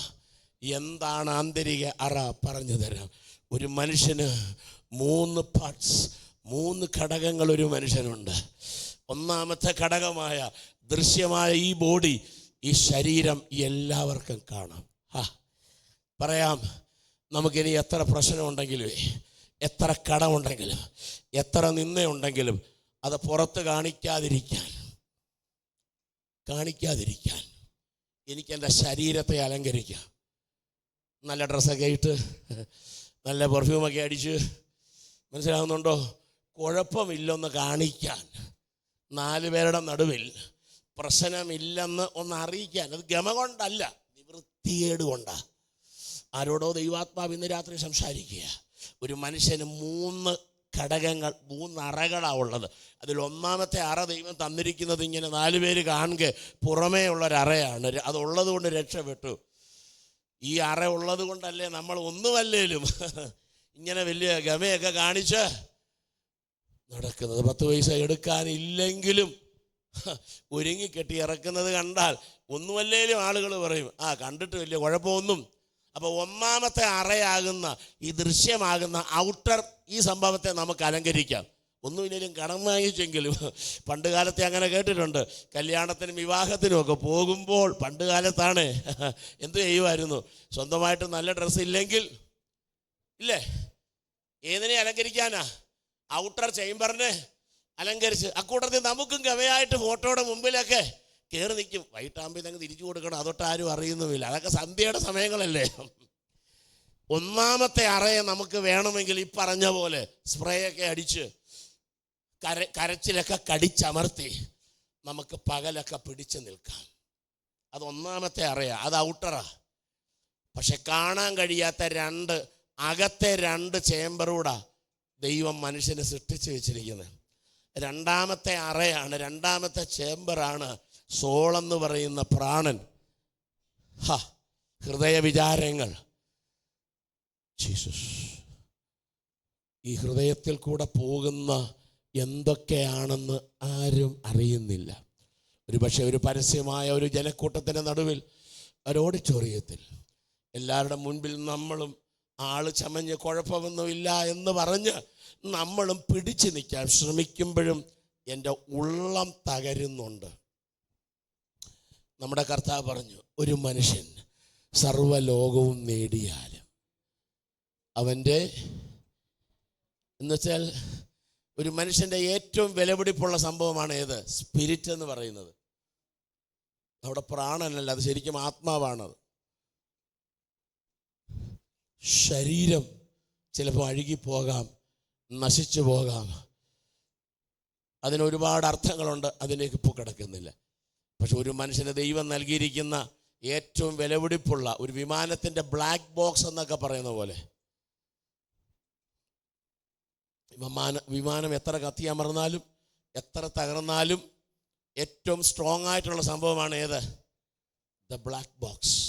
എന്താണ് ബ്ലാക്ക് ബോക്സിൻ്റെ പ്രത്യേകത? അതിനകത്താണ് ഈ വിമാനത്തിൻ്റെ യാത്ര തുടങ്ങുന്നിടം മുതൽ അവസാനം വരെയുള്ള സർവ്വ ചലനങ്ങളും സർവ്വ ടെമ്പറേച്ചറുകളും ഇല്ലേ, ദീർഘശ്വാസങ്ങളും ഈ വിമാനത്തിൻ്റെ അകത്തും പുറത്തുമായി എന്തൊക്കെ സംഭവിച്ചോ അതെല്ലാം എവിടെ ഉണ്ട്? Black box. മനസ്സിലാകുന്നുണ്ടോ? ഈ ബ്ലാക്ക് ബോക്സ് എടുത്ത് വിശകലനം ചെയ്യുമ്പോൾ, അതെടുത്ത് ഡീകോഡ് ചെയ്യുമ്പോൾ അവർക്കറിയാം എന്തൊക്കെയാണ് സംഭവിച്ചതെന്ന്. ഞാൻ പറയട്ടെ, നമ്മുടെ ജീവിതത്തിൻ്റെ അകത്തളങ്ങളിലെ നെടുവീർപ്പുകൾ, നിശ്വാസങ്ങൾ ലോകത്തിൽ ഒരു മനുഷ്യനും വായിച്ചെടുക്കാൻ കഴിയാതിരിക്കുമ്പോൾ ഒരിക്കൽ ഹന്ന എന്ന് പറയുന്ന പ്രാർത്ഥിക്കുന്ന സ്ത്രീ, അവൾ തൻ്റെ ബ്ലാക്ക് ബോക്സ് അങ്ങോട്ടങ്ങ് കൊടുത്തു. ഇതാ പറയുന്ന ഇതാ പറയുന്ന ഉൾമുറി എന്ന് പറയുന്നത്. അതിന് പള്ളിക്കകത്താണെങ്കിലും റോഡ് വക്കിലാണെങ്കിലും ഒരു മനുഷ്യൻ്റെ ഏറ്റവും പ്രധാനപ്പെട്ട സംഭവമാണ് ആത്മാവെന്ന് പറയുന്നത്. അപ്പം എന്താണ് ഈ ഇന്നർ ചേംബർ എന്ന് പറഞ്ഞതിൻ്റെ രണ്ടാമത്തെ ഒരർത്ഥം എന്ന് പറയുന്നത്? നമുക്ക് വേണമെങ്കിൽ നമുക്ക് നമ്മുടെ അധരം കൊണ്ട് പ്രാർത്ഥിക്കാം. സ്തോത്രം. നമുക്ക് വേണമെങ്കിൽ ദൈവദാസൻ പറഞ്ഞ പോലെ ഇപ്പോൾ യോഗത്തിൻ്റെ അനുഗ്രഹത്തിനായിട്ട് സഹോദരന്മാരുടെ ഭാഗത്തു നിന്നോ സഹോദരിമാരുടെ ഭാഗത്തു നിന്നോ പ്രാർത്ഥിക്കാൻ പറഞ്ഞാൽ, സ്തോത്രം, അത് ഔപചാരികതയുടെ ഭാഗമായി, അത് ബുദ്ധിയിൽ നമ്മൾ പ്രാർത്ഥിച്ചതാണ്, അത് അറേഞ്ച്ഡ് പ്രയറാണ്, അത് നമ്മുടെ ജ്ഞാനത്തിലുള്ള പ്രാർത്ഥനയാണ്. സ്തോത്രം. അത് നമ്മുടെ അതെന്താ പറയുന്നത്? അത് ചടങ്ങിനോടുള്ള ബന്ധത്തിലുള്ള ഫോർമാലിറ്റിയുടെ ഫോർമൽ പ്രയറാണ്. നമുക്ക് വേണമെങ്കിൽ അങ്ങനെ പ്രാർത്ഥിക്കാം. ചിലരങ്ങനെ പ്രാർത്ഥിച്ച് ആശ്വസിക്കുന്നു. ഞാൻ പണ്ട് അങ്ങനെ ഞാനൊരു പ്രാർത്ഥനാ കള്ളൻ, ഈ വേലക്കള്ളൻ എന്നൊക്കെ പറയുന്ന പോലെ. ജോലിക്കള്ളൻ എന്ന് പറഞ്ഞാൽ എന്താ അർത്ഥം? ജോലിക്ക് പോകുവാന്നും പറഞ്ഞ് ഇറങ്ങും. പുള്ളി എന്ത് ചെയ്യല? അങ്ങനെയുള്ളവരെ എന്തെന്ന് വിളിക്കാം? പക്ഷേ പുള്ളിക്കൊരു നിർബന്ധമുണ്ട്. 30-ാം ദിവസമാകുമ്പോൾ ഞാൻ കള്ളത്തരം കാണിച്ചതിന് മുതലാളി എന്തോ തരണമെന്നാ. മുതലാളി എന്തോ തരുമെന്നായി പറയുന്നത്. ഒരുപാട് പേര് നിന്നങ്ങ് വാദിക്കുക, നിന്നങ്ങ് പ്രശ്നം ഉണ്ടാക്കുക. എന്തോ വേണം ഞങ്ങൾക്ക്? മുതലാളി ചോദിക്കുന്നത് എന്തോ ചെയ്തിട്ടായി തരുന്നത്? നീ ആരായിരുന്നു? നീ ആരായിരുന്നു? വേല പിണങ്ങിയോ? കർത്താവ് പറഞ്ഞു, വേല ചെയ്യുന്നവൻ തൻ്റെ നമ്മെ വിളിച്ചത് ഓരോരുത്തർക്കും ഓരോ അധ്വാനം. എല്ലാവർക്കും പാസ്റ്റർ ആകാൻ ഒക്കുമോ? പറ്റുകയില്ല. എല്ലാവർക്കും പ്രോഫറ്റ് ആകാൻ പറ്റുമോ? എല്ലാവർക്കും കൺവെൻഷൻ പ്രാസംഗികനാകാൻ ഒക്കുമോ? എല്ലാവർക്കും ഈ പറഞ്ഞ പോലെ ഭയങ്കര ഹീലിംഗ് ഒക്കെ വന്ന് പറ്റുകയില്ല. അതിന് വിളിക്കപ്പെട്ടവരും ചെയ്തോട്ടെന്നേ. പക്ഷെ എന്നെ വിളിച്ചിരിക്കുന്ന ഒരു വേലയുണ്ട്, ഒരു വിളിയുണ്ട്. ആദമിനെ കുറിച്ച് പറഞ്ഞിരിക്കുന്നത് എന്താണെന്നറിയാമോ? ആദമിനെ മണ്ണ് കൊണ്ട്, നിലത്തെ പൊടി കൊണ്ടുണ്ടാക്കിയിട്ട് തന്നെ കൊണ്ടു ചെന്നത്, മലയാള പരിഭാഷയിൽ എഴുതിയിരിക്കുന്നത് തോട്ടത്തിൽ എന്ത് ചെയ്യാനെന്നാ? വേല ചെയ്യാനെന്നല്ലേ. പക്ഷെ എൻ്റെ വായനയിൽ അതിൻ്റെ പുരാതന അർത്ഥം ശരിക്കും വേല ചെയ്യുക എന്നല്ല. ഇന്ന് രാത്രി ബൈബിളിൽ ഒരു പെൻസിൽ എടുത്തൊന്ന് കുറിച്ചിട്ടോണം. വേല ചെയ്യുക എന്നുള്ളത് പരിഭാഷയിലെ വാക്കാണ്. ശരിക്കും ഇവിടെ എഴുതിയിരിക്കുന്നത് ടു സെർവ് എന്ന, ശുശ്രൂഷിക്കുക എന്ന. അതെന്താ ശുശ്രൂഷിക്കുക എന്ന് പറഞ്ഞാൽ പറയാം, ദൈവം തന്നെ ഒരു തോട്ടം ഏൽപ്പിച്ചു. അഥവാ ദൈവം നമുക്കൊരു ഓരോരുത്തർക്കും ഓരോ ദൗത്യമാണ്. ചിലരെ അമ്മമാരായിട്ടായിരിക്കാം, ചിലരെ ഭർത്താക്കന്മാരായി, ചിലരെ ഓരോരുത്തർക്കും ഇരിക്കുന്ന ഓരോരുത്തർക്കും ഓരോ ഡ്യൂട്ടി ഉണ്ട് കേട്ടോ. വിളിച്ചവരെ ഒന്നും വെറുതെ അല്ല. ഓരോരുത്തർക്കും ഓരോ ടാലൻ്റ് ഉണ്ട്. ചിലപ്പോൾ ഇനി ഒരു ടാലൻ്റേ ഉള്ളായിരിക്കാം, ചിലപ്പോൾ 2 ആയിരിക്കാം, 3 ആയിരിക്കാം. പരിഭവിക്കേണ്ടെന്ന് പിണങ്ങണ്ട എന്ന്. ചിലരുടെ ജോലി എന്തുവാണെന്നറിയാമോ? നേരം വെളുത്ത് വൈകിട്ട് വരെ ഈ തന്ന ഈ ഒരു നാണയം ഇങ്ങനെ പൊക്കിയിട്ടുകൊണ്ടിരിക്കുക. എന്നിട്ട് പരാതി പറച്ചില്ല, ദൈവം എനിക്ക് എന്തേ തന്നുള്ളൂ. മനസ്സിലാവുന്നുണ്ടോ? ഈ പറയും തോറും ഈ നാണയം എങ്ങനെ തന്നെ ഇരിക്കും. ഇന്ന് രാത്രി അത് നിർത്തിയിട്ട് കർത്തദാസൻ പറഞ്ഞതുപോലെ ഒന്ന് സ്തോത്രത്തിൽ പെരുകാൻ തയ്യാറാണെങ്കിൽ, ഒന്ന് കൃപയൊന്ന് പെരുകാൻ തയ്യാറാണെങ്കിൽ, ഒന്നിനെ വർദ്ധിപ്പിച്ചു തരുവാൻ അപ്പൻ വിശ്വസ്തനല്ലേ? അപ്പോൾ അവിടെ ആദമിന് പറഞ്ഞിരിക്കുന്ന പദം വേല ചെയ്യുക എന്നുള്ളതിനും അപ്പുറം ശുശ്രൂഷിക്കുക എന്നൊരർത്ഥമാണ്. ഏതുപോലാണെന്നറിയാമോ? ഞാനൊരു പുസ്തകത്തിൽ വായിച്ചത് ഇങ്ങനെയാണ്: ഒരു പുരോഹിതൻ ആലയത്തിൽ ചെല്ലുമ്പോൾ ചെയ്യുന്ന പദമാണ് ഏത്? ശുശ്രൂഷ. ആർക്ക് വേണ്ടിയാ? ഇലോഹിമിന് വേണ്ടി, സർവശക്തന് വേണ്ടി, ഏകസത്യ ദൈവത്തിന് വേണ്ടി. അർത്ഥാൽ ദൈവം നമ്മെ കൃപയിലേക്ക് കൊണ്ടുവന്നപ്പോൾ നമ്മെ എല്ലാം വിളിച്ചത് അവനവന് ഒരു വേലയുണ്ട്, അവനവന് ഒരു ശുശ്രൂഷയുണ്ട്. അത് ആദമിനോട് പറഞ്ഞത് നീ ദൈവത്തിന് എന്ന പോലെ ചെയ്തോണമെന്നാ. തോട്ടം കാക്കുക എന്ന് പറയുമ്പോൾ നമ്മുടെ വിചാരം എന്തുവാ? ആദം രാവിലെ കുന്താലിയൊക്കെ എടുത്തുകൊണ്ട് പോയി കിളച്ചു, വെള്ളം ഒഴിച്ചു, അതൊക്കെ അതിൻ്റെ ഒരു മാനസിക തലമാണ്. പക്ഷെ കുന്താലി എടുത്താലും കിളച്ചാലും വെള്ളം കോരിയാലും ആർക്കെന്ന പോലെ ഈ മനോഭാവത്തോടെ ശുശ്രൂഷിക്കണമെന്നാണ് ശരിക്കും വേല. ടു സെർവ് എന്നാണ് അതിൻ്റെ മൂലഭാഷയിലെ വാക്ക്. ഇന്ന് രാത്രി ഞാൻ മടങ്ങി വരട്ടെ. നമുക്ക് വേണമെങ്കിൽ പ്രാർത്ഥിക്കുവാൻ നമ്മുടെ ഈ പുറമേയുള്ള നമ്മുടെ ആചാരത്തോടുള്ള ബന്ധത്തിൽ നമുക്ക് പ്രാർത്ഥിക്കാം. ചിലർ അങ്ങനെ പ്രാർത്ഥിച്ച് ആശ്വസിക്കാറുണ്ട്. പണ്ടങ്ങനെ ഞാൻ എന്തെന്നറിയാമോ, ഇന്ന് രാത്രി ഒരു കോട്ടേജ് മീറ്റിംഗ് ഉണ്ടായിരുന്നു, സഭയിലൊരു പ്രാർത്ഥന ഉണ്ടായിരുന്നു. അതുകൊണ്ട് ഇന്നത്തെ കോട്ടേജ് മീറ്റിങ്ങിൽ ഞാനാണ് എന്ത് ചെയ്തത്? പാസ്റ്റർ പറഞ്ഞപ്പോൾ ഞാനാണ്. അതുകൊണ്ട് ഇന്നത്തെ പ്രാർത്ഥന കഴിഞ്ഞു. മനസ്സിലാകുന്നുണ്ടോ? അതുകൊണ്ട് ഇന്നിനിയിപ്പോൾ എന്തോ വേണ്ട വേറെ. മനസ്സിലാകുന്നുണ്ടോ? അത് നമ്മുടെ ഔട്ടർ പ്രേയറേ ആയുള്ളൂ. ഈ പ്രാണനിൽ നിന്ന് വരുന്നൊരു പ്രാർത്ഥനയുണ്ട്. അത് നമ്മുടെ സോളിൽ നിന്ന് വരുന്ന പ്രയർ എന്ന് പറഞ്ഞാൽ അത് വിങ്ങല. മനസ്സിലാവുന്നുണ്ടോ? വിങ്ങലിൽ നിന്ന്, അത് 2ാമത്തെ ചേമ്പറിൽ നിന്ന് വരുന്നതാ. ഏത്? പ്രാണനിൽ നിന്ന്. എന്നാൽ ഒരു മനുഷ്യൻ്റെ ഏറ്റവും പ്രധാനപ്പെട്ട സംഗതിയാണ് ഏത്? ഏറ്റവും അകത്തിരിക്കുന്നത് ഏത്? സ്പിരിറ്റ്. നമുക്കറിയാം, നമുക്ക് നമ്മുടെ വീടുകളിൽ ഏറ്റവും വിലപിടിപ്പുള്ളത് നമ്മൾ എവിടാ സൂക്ഷിക്കുന്നത്? കാർ പോർച്ചിൽ ഇല്ലേ? സ്വത്രം. കാർ പോർച്ചിലും മുറ്റത്തും തിണ്ണയിലും പുറത്തുമൊക്കെ നമ്മൾ വെക്കുന്നത് എങ്ങനെയുള്ള സാധനങ്ങളാ?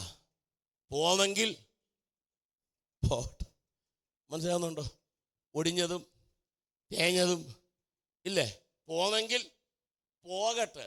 ആരെങ്കിലും വന്ന് കൊണ്ടുപോകുന്നെങ്കിൽ കൊണ്ടുപോകട്ടെ. ചുരുക്കി പറഞ്ഞാൽ വില കുറഞ്ഞതാണ് നമ്മൾ എവിടെ വെക്കുന്നത്? ഏറ്റവും വെളിയിൽ വെക്കുന്നത്. എന്നാൽ മൂല്യം കൂടുന്തോറും, വില കൂടുന്തോറും ഒരു വീടിൻ്റെ വസ്തു എങ്ങോട്ട് കയറും? അകത്തെ ചേംബറിൽ. അപ്പം അകത്തെ ചേംബറിൽ കൊണ്ടുവെക്കുന്നത് എങ്ങനെയുള്ളതാ? എല്ലാം പിടികിട്ടുന്നുണ്ടോ? രഹസ്യ പ്രാർത്ഥനയുടെ കാര്യമായി പറഞ്ഞു വരുന്നത്. ആരും അറിയാതെയും. മനസ്സിലാകുന്നുണ്ടോ? ഒരു മനുഷ്യൻ്റെ ഏറ്റവും പരമപ്രധാനം അവൻ്റെ ആത്മാവാണ്. കർത്താവ് പറഞ്ഞത്, നീ പ്രാർത്ഥിക്കാൻ തുടങ്ങുമ്പം നിന്റെ ഇന്നർ ചേംബറിലേക്ക് കയറണമെന്ന് പറഞ്ഞാൽ നിന്റെ പുറമേയുള്ള പ്രാർത്ഥന മാത്രം പോരാ. നിന്റെ അകത്തുനിന്ന് വരുന്ന തേങ്ങലുകൾ മാത്രം പോരാ. കാരണം തേങ്ങലുകളിൽ പലപ്പോഴും പരിഭവവും പരാതിയും മാത്രമേ കാണൂ. ഒരിക്കൽ മോശയോട് ദൈവം പറഞ്ഞു, എന്തിനാ ഇങ്ങനെ നീ തല്ലി കരയുന്നത്? നിർത്താൻ പറഞ്ഞു. എന്തിനാണ് ഇങ്ങനെ എൻ്റെ മുമ്പിൽ വീണ് കിടക്കുന്നത്? കാരണം നീ പറയുന്നത് മുഴുവൻ അലമുറകളുടെ കാര്യമാണ്. നീ പറയുന്നത് മുഴുവൻ പരാതികളുടെ കെട്ടല്ലേ. ശരിയാണ്, മാനുഷികമായി നമുക്ക് രണ്ടാമത്തെ തലത്തിലും ഞരക്കവും പ്രാർത്ഥനയും ഒക്കെ വരും. പക്ഷെ കർത്താവ് പറഞ്ഞത്, നീയോ പ്രാർത്ഥിക്കുമ്പോൾ എങ്ങോട്ട് കയറണം? നിന്റെ അകത്തേക്ക്, എന്ന് വെച്ചാൽ നീ ഉള്ളം കൊണ്ട്, മനസ്സിലാകുന്നുണ്ടോ? ഏറ്റവും അകത്തൊരു പ്രേയർ നടക്കണം. എവിടാ? അത് ഹാർട്ടും കഴിഞ്ഞ് എങ്ങോട്ട് പോകും? ആത്മാവിൽ. ആത്മാവോട് ബന്ധിക്കുന്ന ജീസസ്, ആ ഒരു തലമെന്നൊക്കെ പറയുന്നത്. ഞാൻ പറയാം, നമുക്ക് കടന്നു വരുന്ന ചില തകർച്ചകളുണ്ടല്ലോ, നമുക്ക് കടന്നു വരുന്ന ഒത്തിരി നമ്മളെ പിഴിയുന്ന പോലെ അനുഭവങ്ങളുണ്ടല്ലോ, അതെല്ലാം നമ്മെ ഉൾമുറിയിൽ കയറ്റാണെന്ന് ഓർത്തോണം. ഒരു പക്ഷെ നമ്മെ എന്താ പറയുന്നത്, ഒരു പേപ്പട്ടിയെ പോലെ ചിലപ്പം ആളുകൾ നമ്മെ തല്ലി ഓടിച്ചാൽ, നാട്ടുകാർ, വീട്ടുകാർ, വീടിൻ്റെ വിഷയം, കൂട്ടുകാരാൽ ചതിക്കപ്പെട്ട്, ഇന്ന് രാത്രി ദൈവാത്മാ പറയുന്നു, പോംവഴിയുണ്ട്. ഇന്നർ ചേംബറിലോട്ട് കയറ്, ഉൾമുറിയിലോട്ട് കയറ്. അകത്തെ മുറിയിലേക്കൊന്ന് കയറാമെങ്കിൽ ജീസസ്, അകത്തെ മുറിയിൽ നിന്ന് ഉയരുന്നൊരു പ്രാർത്ഥനയ്ക്ക് ജീസസ്. സക്കറിയാവിൻ്റെ ജീവിതത്തിൽ സംഭവിച്ചൊരു വിഷയം എന്താണെന്നറിയാമോ?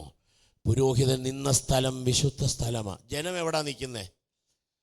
ജനം പ്രാകാരത്തിൽ. അത് 3 തലങ്ങളെ കാണിക്കുക എന്ന് പറഞ്ഞാൽ, സ്തോത്രം, ഇനി ഈ ജനം ഇങ്ങനെ വെയിറ്റ് ചെയ്യുക. ആ ജനത്തിൻ്റെ ആഗ്രഹം എന്താ? പുരോഹിതൻ ഞങ്ങളെ ഇങ്ങോട്ട് ഇറങ്ങി വന്ന് എന്ത് ചെയ്യണം? ഞങ്ങളെ ഒന്ന് അനുഗ്രഹിക്കണം. ഇനി അനുഗ്രഹിച്ചാലും ഇല്ലെങ്കിലും പള്ളി വിരിയുമ്പോൾ ഇവരെന്ത് ചെയ്തിരിക്കും? അവർ പോകും. അവർ പോകാൻ തയ്യാറായി നിൽക്കും. അത് പുറത്തെ ഒരു തലത്തെ കാണിക്കുക. മനസ്സിലാകണം. എന്തുകൊണ്ടാണ് ദൈവം ഇങ്ങനെ 3 തലങ്ങൾ വെച്ചത്? ഭയങ്കര അർത്ഥത്തിലാണ്.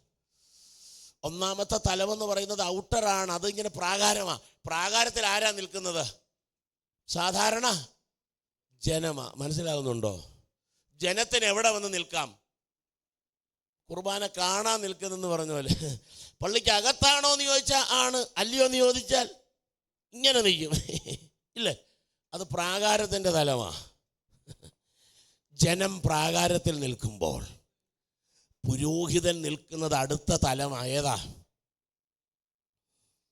ഹോളി ചേംബർ, വിശുദ്ധ സ്ഥലത്താ. മനസ്സിലാകുന്നുണ്ടോ? നമ്മെ വിളിച്ചത് കേവലം ഒരടിസ്ഥാന വിശ്വാസിയായി. മനസ്സിലാകുന്നുണ്ടോ?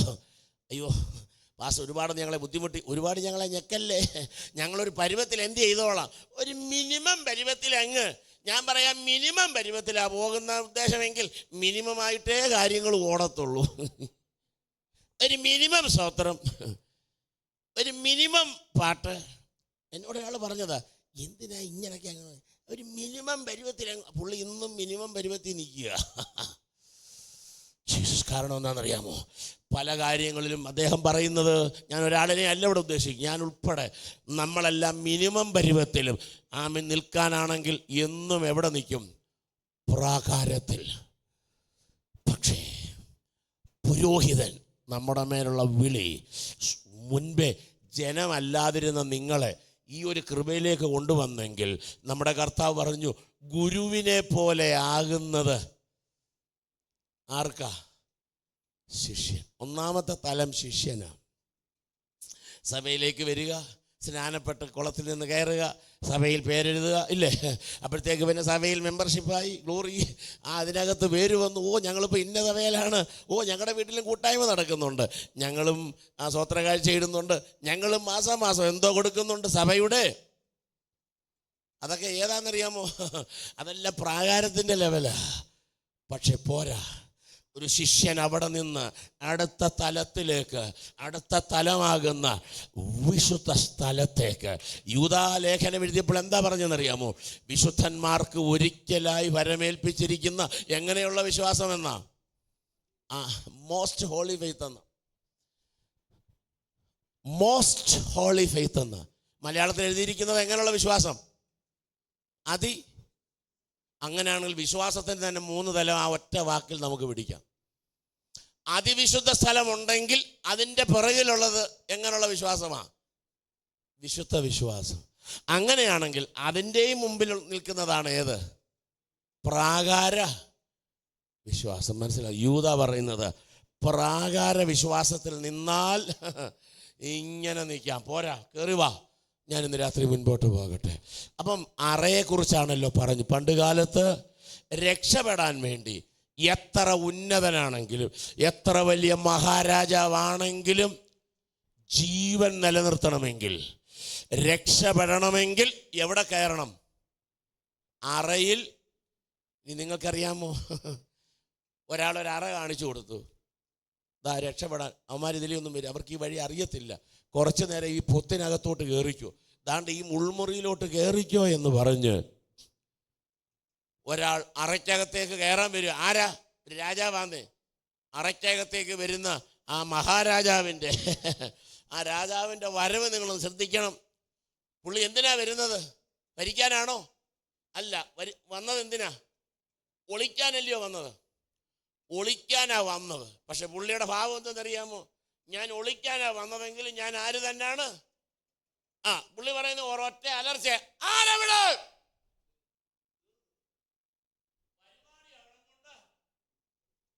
അറയ്ക്കകത്ത് കയറുന്നു. എത്ര വലിയ രാജാവാണെങ്കിലും. നിങ്ങൾക്കറിയാമോ അറയുടെ വാതിലിൻ്റെ വലിപ്പം? നിങ്ങൾക്കറിയാമോ? ഇത്രയും കാണുമോ? അറയുടെ വാതിൽ എങ്ങനെ ആയിരിക്കും? It would be small. എത്ര വലിയ കിളരമുണ്ടെങ്കിലും ജീവൻ നിലനിർത്തണമെങ്കിൽ, അപ്പനോട് സംസാരിക്കണമെങ്കിൽ, പിടിച്ചു നിൽക്കണമെങ്കിൽ എന്ത് ചെയ്തേ പറ്റൂ? കുനിഞ്ഞേ പറ്റുമെന്ന്. ഇന്ന് രാത്രി എവിടെയൊക്കെയോ കുനിയാൻ പറ്റാതെ, എവിടെയൊക്കെയോ ദൈവം മുമ്പാകെ കീഴടങ്ങാൻ പറ്റാതെ, എവിടെയൊക്കെ ഒതുങ്ങിപ്പോയ ചില മേഖലകളുണ്ടെങ്കിൽ ഒന്ന് കുനിയാൻ തയ്യാറാകാമോ? നിങ്ങൾക്കറിയാം, അബ്രഹാമിൻ്റെ കൂടാരവാതിൽക്കലേക്ക് ദൈവത്തിൻ്റെ പ്രത്യക്ഷത വന്നപ്പോൾ മഹാധനവാനാണ്, ഒന്നിനും ഒരു കുറവില്ല. പക്ഷെ 3 പുരുഷന്മാരുടെ പ്രത്യക്ഷത തൻ്റെ കൂടാരവാതിൽക്കൽ കണ്ടപ്പോൾ ഓടി എന്ത് ചെയ്തെന്നാ? ഞെളിഞ്ഞു നിന്നെന്നല്ല, വേണേ വന്നിട്ട് പോകാനല്ല പറഞ്ഞത്, മറിച്ച് എന്ത് ചെയ്യുക? നിലം വരെ. ഞാൻ ആ ഭാഗം കഴിഞ്ഞ ദിവസം ആമേൻ, നിലം വരെ കുനിയുക എന്ന് പറഞ്ഞാൽ, നിങ്ങൾക്കറിയാമോ യഹൂദന്മാരുടെ ആരാധന നമസ്കാര വേളകളുടെ ഒരു പ്രധാനപ്പെട്ട ഒരു കാര്യമാണ് നിലം വരെ കുനിയുക. യഹൂദന്മാരുടെ ആരാധന നമസ്കാര ക്രമങ്ങളിൽപ്പെട്ട ഒന്നാണ്. ഏത്? ദൈവം മുൻപാകെ എന്ത് ചെയ്യുക? അപ്പൊ നിങ്ങൾ ചോദിക്കും, അല്ല അത് 3 പുരുഷന്മാരുടെ മുമ്പിലല്ലേ കുനിഞ്ഞതെന്ന്? ഞാൻ ആ ഭാഗം ഒന്ന് പറഞ്ഞുകൊള്ളട്ടെ. എബ്രായ ലേഖകൻ ഒരിക്കൽ എഴുതിയത് നമ്മളിങ്ങനെ വായിക്കുന്നത്, അതിഥി സൽക്കാരം മറക്കരുത്. അത് 13-ാം അധ്യായമാണെന്ന് തോന്നുന്നു, ഇല്ലേ? അതിനാൽ ചിലർ അറിയാതെ, നമ്മളവിടെ ഒരു കാര്യം മനസ്സിലാക്കണം. അറിയാതെ ദൂതന്മാരെ സൽക്കരിച്ചു എന്ന് പറയുമ്പോൾ നമ്മൾ ഉദ്ദേശിക്കുന്ന അർത്ഥം എന്താണെന്നറിയാമോ? ഈ വന്ന 3 പേര് ആരാണെന്ന് അറിഞ്ഞിട്ടില്ല, ദൂതനാണെന്ന്. കാരണം അറിയാതെ എന്നല്ലയോ. പക്ഷെ ദൈവമക്കളെ, അവിടുത്തെ അർത്ഥം അതല്ല. അറിയാതെ എന്നല്ല, അതിൻ്റെ മുകളിൽ ഒരു പെൻസില് കൊണ്ട് നിങ്ങൾ ഇങ്ങനൊന്ന് എഴുതിയേക്കണം, അപ്രതീക്ഷിതമായെന്ന അർത്ഥം. അറിയാതെ എന്നല്ല. അറിയാതെ എന്ന് പറഞ്ഞതിൻ്റെ അർത്ഥം എന്താണെന്നറിയാമോ? പറഞ്ഞു തരാം. നമ്മുടെ വീട്ടിൽ അങ്ങനെ ഇരിക്കുമ്പോൾ ഒരു 10 മണിയായപ്പോൾ, അല്ല 11 മണിയായപ്പോൾ, 12 മണിയായപ്പോൾ, അല്ല ഉച്ച സമയമായപ്പോൾ പെട്ടെന്ന് വീടിൻ്റെ വാതിൽക്കൽ ഒരു ഹോണടി, പേ പേ എന്നൊരു ശബ്ദം, അല്ല കോളിംഗ് ബെല്ലിൽ ഒരു ശബ്ദം. ആരപ്പാ മെനക്കെടുത്താൻ? ഈ വന്നത് ആരാ? ഇനി ചായ ഇടണമല്ലോ, ഇനിയിപ്പോൾ കടയിൽ പോയി ഇനി കേക്ക് മേടിക്കണമല്ലോ, ഓറഞ്ച് മേടിക്കണമല്ലോ. ഏത് വാലായ ആ വാക്ക് ക്ഷമിക്കണേ, നാടൻ വാക്കാണ്. ചിലപ്പോൾ എന്തെല്ലാം പറഞ്ഞുകൊണ്ടായിരിക്കുമെന്ന് അറിയാമോ നമ്മൾ എഴുന്നേറ്റ് പോയി ഡോറ് തുറക്കുന്നത്.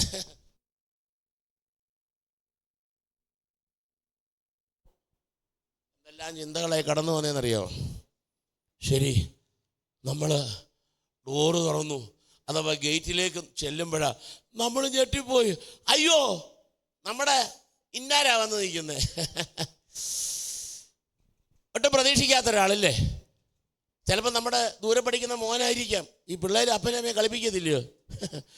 ഞാനിനി ഒരാഴ്ച കൂടെ കഴിഞ്ഞേ മമ്മി വരുന്നുള്ളൂ, ഡാഡി ഞാൻ കുറച്ച് നാളൂടെ കഴിഞ്ഞ് വരുന്നുള്ളെന്ന് തലേന്ന് രാത്രിയും കൂടെ മെസ്സേജ് ചെയ്ത ചെറുക്കൻ നേരം വെളുത്ത് 9 മണിയാകുമ്പോൾ വീടിൻ്റെ വാതിൽക്കൽ വരുമ്പോൾ, അല്ലെങ്കിൽ നമ്മൾ ഏറ്റവും അടുത്ത സ്നേഹിതൻ, നമ്മൾ സ്നേഹിക്കുന്ന ഒരു ബന്ധു നമ്മുടെ തൊട്ട് മുമ്പ് ഇങ്ങനെ വന്നാൽ നമ്മൾ അവരോട് പറയുന്ന ഒരു പ്രതികരണമുണ്ട്, ഒരു വാക്കുണ്ട്. എന്തുവാ? അയ്യോ, എന്താ അറിയിക്കാതെ എല്ലാം പിടികിട്ടുന്നോ? വന്ന ആളിനെ അറിഞ്ഞു, പക്ഷെ ആള് വന്നത് എങ്ങനാ? എബ്രായ ലേഖനത്തിൽ മലയാള പരിഭാഷയിൽ അത് അറിയാതെ എന്ന് പറഞ്ഞത് അൺനോൺ എന്നല്ല, അൺഎക്സ്പെക്റ്റഡ്ലി എന്നുള്ള അർത്ഥത്തിലാണ്. എന്ന് പറഞ്ഞാൽ എന്തുകൊണ്ട് അബ്രഹാം ഓടിച്ചെന്ന് കുനിഞ്ഞെന്നറിയാമോ? ജീസസ് അദ്ദേഹത്തിന് വഴിയെ പോകുന്ന വെറും 3 പുരുഷന്മാരായിരുന്നെങ്കിൽ, വെറും 3 പുരുഷന്മാരാണെങ്കിൽ ഓടിച്ചെന്ന് അപ്പവും ചായയും കൊടുക്കണോ? ബിക്കോസ് അതുവഴി എത്രയോ പേർ, എത്രയോ പുരുഷന്മാർ, എത്രയോ വിവിധ തരത്തിൽപ്പെട്ടവർ അതിലേ പോകുന്നു. എല്ലാവരെയും കണ്ടപ്പോൾ ഓടിച്ചെന്നോ? എന്താ കാരണം? അദ്ദേഹത്തിന് ആ പ്രസൻസ് മനസ്സിലായിട്ടാ. മനസ്സിലാകുന്നുണ്ടോ? എബ്രായ ലേഖനത്തിൻ്റെ അർത്ഥം പിടികിട്ടുന്നുണ്ടോ? അറിയാതെ എന്ന് പറഞ്ഞാൽ അപ്രതീക്ഷിതമെന്ന് മീൻസ് അബ്രഹാം ഞെട്ടിപ്പോയി. ഇന്ന് രാത്രി ഞാൻ പറയട്ടെ, ചില അപ്രതീക്ഷിത ഇടപെടലിന് തയ്യാറുണ്ടോ നിങ്ങൾ? ജീസസ്, സ്വർഗത്തിന് എപ്പോഴാണ് ഇടപെടാൻ പറ്റാത്തത്? അതൊരു പക്ഷെ പകലുകളിൽ ഇടപെട്ടുകൂടെ? പകലെന്ന് ഞാൻ ഉദ്ദേശിക്കുന്നത് നേരം വെളുത്ത സൂര്യൻ ഉദിച്ചു വരുന്ന പകല് മാത്രമല്ല, അങ്ങനെ ഒരു അക്ഷരികാർത്ഥമുണ്ട്. ജീവിതത്തിൻ്റെ പകലുകളിൽ ദൈവത്തിന് വിട്ടുകൊടുക്കുക. അതുകൊണ്ടാണ് യഹൂദന്മാർ കുറഞ്ഞത് 3 നേരം, മനസ്സിലാവുന്നുണ്ടോ? നമുക്കങ്ങനെ 3 നേരം എഴുതിയിട്ടില്ല. കർത്താവ് പറഞ്ഞ് എപ്പോഴും അങ്ങ് പ്രാർത്ഥിക്കണമെന്ന്, അല്ലെങ്കിൽ മടുത്തു പോകാതെ എപ്പോഴും സ്തോത്രം ചെയ്യാനാണ് പറഞ്ഞത്. കാരണം എന്താണെന്നറിയാമോ? നമ്മുടെ ഏത് സ്തോത്രത്തിലാ ഇത് വെളിപ്പെടുന്നതെന്ന് ആർക്കറിയാം? ആ മർമ്മം പിടികിട്ടിയോ? കർത്തദാസൻ എന്തിനാ നിങ്ങളെ സ്തോത്രത്തിൽ ഇങ്ങനെ മുക്കിയെടുക്കാൻ ശ്രമിച്ചതെന്ന് അദ്ദേഹത്തിൻ്റെ നേട്ടത്തിന് വല്ലതും ആണോ? ആമേൻ. ഇവിടെ ഇരിക്കുന്ന നമ്മളാരും സ്തോത്രം പറഞ്ഞാലും പറഞ്ഞില്ലെങ്കിലും അദ്ദേഹത്തെ മാനിക്കാനുള്ളത് ദൈവം അങ്ങ് മാനിച്ചോളാം. എന്തിനാ പറഞ്ഞതെന്നറിയാമോ? നമ്മുടെ ഒരു മർമ്മം കുറിച്ചിട്ടോ, നമ്മുടെ എത്രാമത്തിലെ സ്തോത്രത്തിലാണ് ഇറങ്ങി വരുന്നതെന്ന് നമുക്കറിയാമോ? എൻ്റെ കാലത്തനയിലാണോ? എൻ്റെ പകലിലുള്ള സ്തോത്രത്തിലാണോ? അല്ല, ഉച്ചയ്ക്കുള്ള പ്രാർത്ഥനയിലാണെങ്കിലോ? യഹൂദൻ അങ്ങനെ വെയിറ്റ് ചെയ്യുമായിരുന്നു. അതല്ല, പകലും ഉച്ചയ്ക്കും ഒന്നും നടന്നില്ലെങ്കിലും അവൻ്റെ അടുത്ത ടൈം ഏതാ? മനസ്സിലാവുന്നുണ്ടോ? ഇങ്ങനെ കുറഞ്ഞത് പുതിയ നിയമസഭയ്ക്ക് അങ്ങനൊന്നും എഴുതി തന്നിട്ടില്ലെങ്കിലും ഇന്ന് രാത്രി പറയാൻ അറ്റ്ലീസ്റ്റ് ഒരു പ്രാവശ്യമെങ്കിലും ആ തേജസ്സിൻ്റെ മുൻപാകെ, ആ മഹത്വത്തിൻ്റെ മുൻപാകെ ഒന്ന് കമിഴ്ന്നടിച്ച് വീഴാൻ തയ്യാറുണ്ടെങ്കിൽ, ആ 3 പുരുഷന്മാരെ സാധാരണ പുരുഷന്മാരായിട്ടല്ല, എബ്രാമിനും മനസ്സിലായി എൻ്റെ വീടിൻ്റെ മുമ്പിൽ വന്നിരിക്കുന്നത്. കാരണം ആ തേജസ്സിന് വ്യത്യാസമുണ്ടായി. അദ്ദേഹത്തിന് അതെങ്ങനെ മനസ്സിലായെന്നറിയാമോ? ആമേൻ. അതോടെ പറഞ്ഞ് ഞാനങ്ങ് നിർത്തുകയാ. ജീസസ് ഒരിക്കൽ സ്തെഫാനോസിൻ്റെ പ്രസംഗത്തിൽ അദ്ദേഹം അത് പറയുന്നുണ്ട്. നിങ്ങൾ വായിച്ചു കാണും അപ്പോസ്തല പ്രവൃത്തിയിൽ, തേജോമയനായ ദൈവമെന്ന് ഇല്ലേ? ദ ഗോഡ് ഓഫ് ഗ്ലോറി എന്നാണ് പറഞ്ഞിരിക്കുന്നത്. തേജോമയനായ ദൈവം. അതിൻ്റെ അർത്ഥം എന്താ? അബ്രഹാം ജനിച്ചു വളർന്ന ആ തലമുറയിൽ തൻ്റെ കുടുംബത്തിൽ ഇന്നുവരെ തേജസ്സുള്ള ഒന്നിനെ കണ്ടിട്ടില്ല. ഉൽപ്പത്തി 12-ാം അധ്യായത്തിൽ അവിടെ ദൈവം ഇടപെട്ടെന്ന് മാത്രമാണ്. പക്ഷെ സ്തെഫാനോസാണ് ആ മർമ്മം പറയുന്നത്. ആമേ, പ്രിയമുള്ളവരെ, പുരുഷന്മാരെ, പിതാക്കന്മാരെ, നമ്മുടെ പിതായ അബ്രഹാം പണ്ട് ആ നദിക്കക്കരെ പാർത്തപ്പോൾ ആര് പ്രത്യക്ഷനായെന്നാ? എങ്ങനെയുള്ള ദൈവം എന്നാ? എന്നുവെച്ചാൽ ഗോഡ്. കാരണം എന്തുകൊണ്ട് അബ്രഹാം വിട്ടിറങ്ങിയെന്നറിയാമോ? എൻ്റെ അപ്പൻ ദൈവങ്ങളെന്ന് പറയുന്ന, മൂർത്തികളെന്ന് പറയുന്ന, ശക്തികളെന്ന് പറയുന്ന ഒരുപാടെണ്ണത്തെ നിർമ്മിച്ച് വെച്ചെങ്കിലും ഒന്നിനും എന്തില്ല, കണ്ണുണ്ടെങ്കിലും. പക്ഷേ തനിക്കൊരു തേജസ് വെളിപ്പെട്ടപ്പോൾ അന്ന് മുതലുണ്ടല്ലോ ഈ അബ്രഹാമിൻ്റെ അകത്ത് ഈ തേജസ്സിൻ്റെ ഒരു ചിത്രം കിടപ്പുണ്ട്. നമുക്കൊരു സ്വർഗീയ ദർശനം ലഭിച്ചെങ്കിൽ ഇന്ന് രാത്രി ദൈവഭേദനെ നമുക്ക് പ്രാർത്ഥിച്ച് കയറണമെങ്കിൽ ആ തേജസ് ഓർമ്മ നിന്നേ പറ്റൂ. ഞാൻ പറഞ്ഞ അക്ഷരിക വെളിച്ചത്തെക്കുറിച്ചല്ല, ദൈവം എന്നെ കണ്ടതെന്ന് ഓർത്താൽ, എന്നെ വിളിച്ച വിളിയെന്ന് ഓർത്താൽ അത് തന്നെ ഒരു തേജസ് ഇല്ലയോ? അപ്പം ഈ 3 പുരുഷന്മാർ തൻ്റെ കൂടാരവാതിൽക്കലേക്ക് വന്നപ്പോൾ ആദമന് ഇവരെ തിരിച്ചറിഞ്ഞത്, മനസ്സിലാക്കണം, അറിയാതെ എന്നല്ല, അപ്രതീക്ഷിതമെന്ന. അബ്രഹാം ഞെട്ടിപ്പോയി, യോ അറിയിക്കാതെ ഇഞ്ഞ് വന്നോന്ന്. എങ്ങനെ മനസ്സിലായെന്നറിയാമോ? ആ 3 പുരുഷന്മാരിൽ എന്തുണ്ടായിരുന്നു? ഗ്ലോറി ഉണ്ടായിരുന്നു. കാരണം അതിൻ്റെ അരമണിക്കൂർ മുമ്പും അതിലെ ആര് പോയതാ? ഒരു സാധാരണ മനുഷ്യൻ പോയതാ. ഓടിച്ചെന്നോ? കുനിഞ്ഞോ? ചായ കൊടുത്തോ? എന്താ കാര്യം? മഹത്വത്തെ തിരിച്ചറിയാൻ പഠിക്കണം. ഒരു പക്ഷേ എത്രയോ നമ്മുടെ ജീവിതത്തിൻ്റെ ഇന്നലകളിൽ മഹത്വം ഇതുപോലെ നമ്മെ സന്ദർശിച്ച് കാണും. ഞാനിന്ന് രാത്രി എൻ്റെ വാക്കുകളെ ഞാൻ നിർത്തിക്കൊള്ളട്ടെ. പറഞ്ഞു വന്നത്, ജീവിതത്തിൽ വെട്ടം വരാൻ, വെളിച്ചം വരാൻ ഏത് വേണമെന്നില്ല.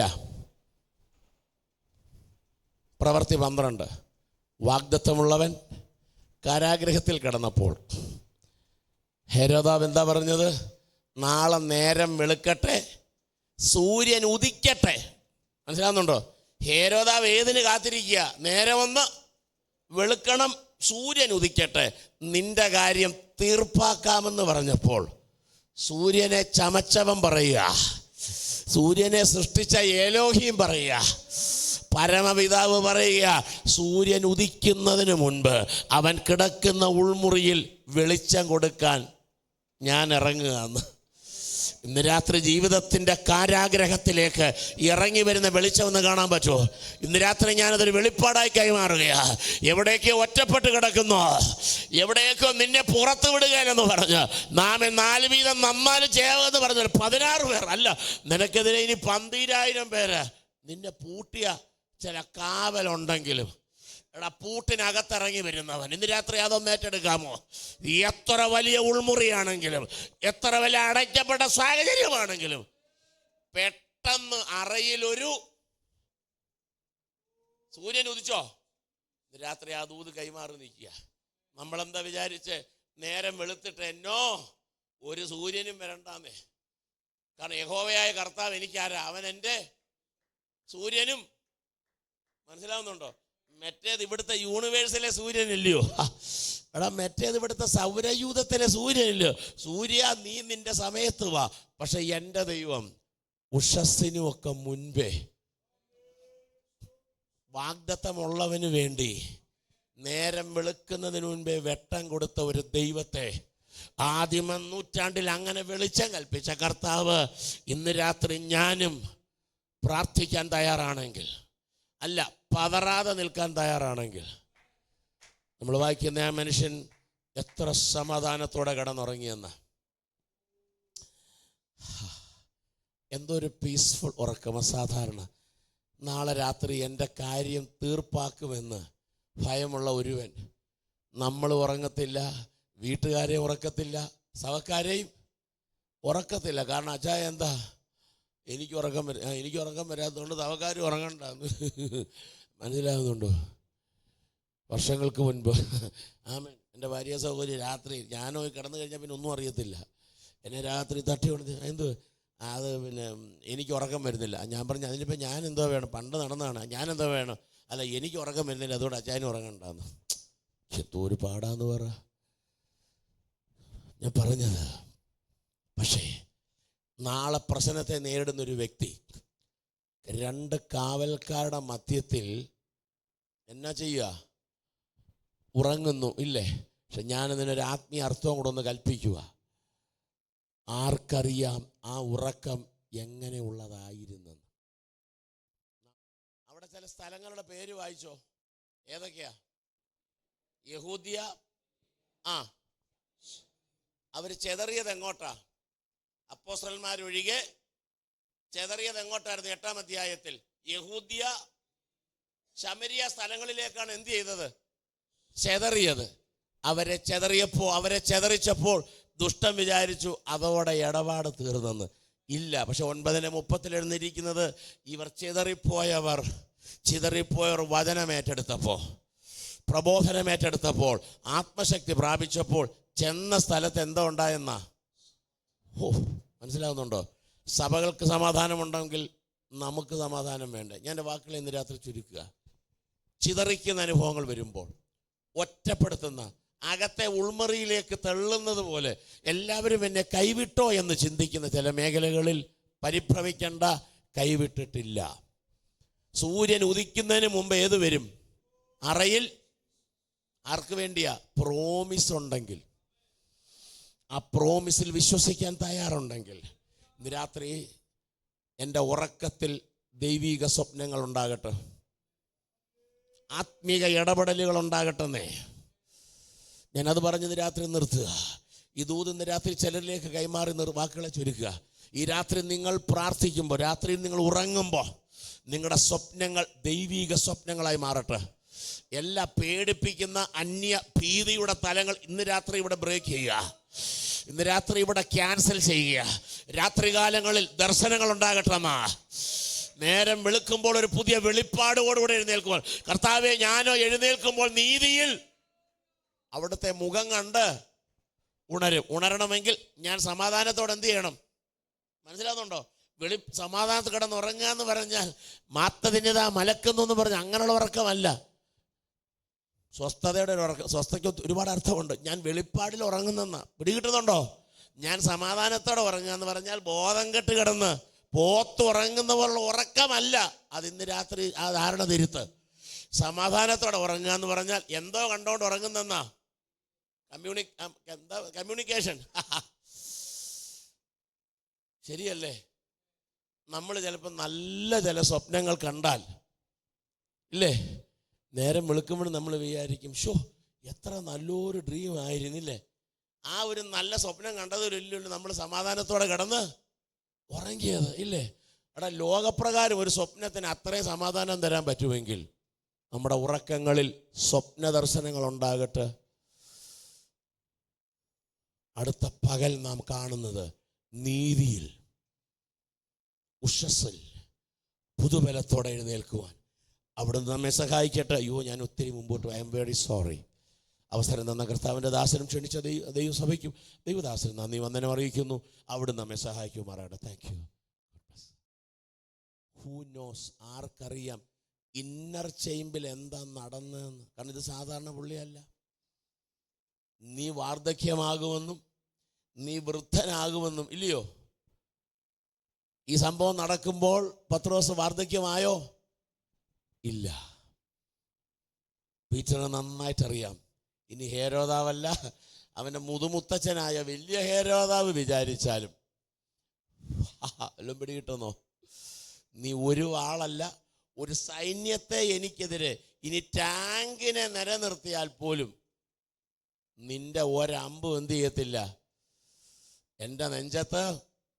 കാരണം ഇവൻ വൃദ്ധനാകുമെന്നും ഇല്ലേ, ഇവൻ വയസ്സ് ചെല്ലുമെന്നും അങ്ങനെ പറഞ്ഞേച്ചാ അരുമനാഥൻ കയറിപ്പോയത്. ബോധ്യമുള്ളവൻ ടെൻഷനെ ജയിച്ചെന്ന്.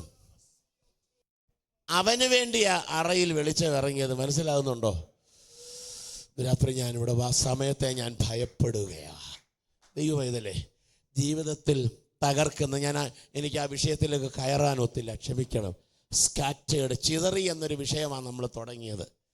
2 വാക്കുകൾ നമ്മൾ ചിന്തിച്ചു ഇല്ലേ? അപ്പോസ്തലന്മാരൊഴികെ എല്ലാവരും യഹൂദിയ ശമരിയ ദേശത്തേക്ക് ചിതറിപ്പോയി. സ്കാറ്റേഡ്. 4-ാം വാക്യത്തിൽ എന്താ വായിച്ചത്? ചിതറിപ്പോയവർ ഇല്ലേ? ജീവിതത്തിൽ ചിതറിക്കുന്ന അനുഭവങ്ങൾ വരാം. പക്ഷേ ഞാൻ ഒറ്റ വാക്യം കൂടെ കാണിച്ച് നിർത്തി, ഇനി പ്രസംഗിക്കുന്നില്ല. ആ പ്രവൃത്തി പുസ്തകത്തിലേക്കൊന്ന് വന്നേച്ച് ആ ഒരു ആശ്വാസത്തിൻ്റെ ദൂതൊന്ന് കാണിച്ചേച്ച് ഞാനൊന്ന് ആമേൻ. ഞാൻ മുൻപോട്ടങ്ങ് പോവുകയാണ് ദൈവവേദനയെ. 15:31 ഒന്ന് നോക്കിയാട്ടോ.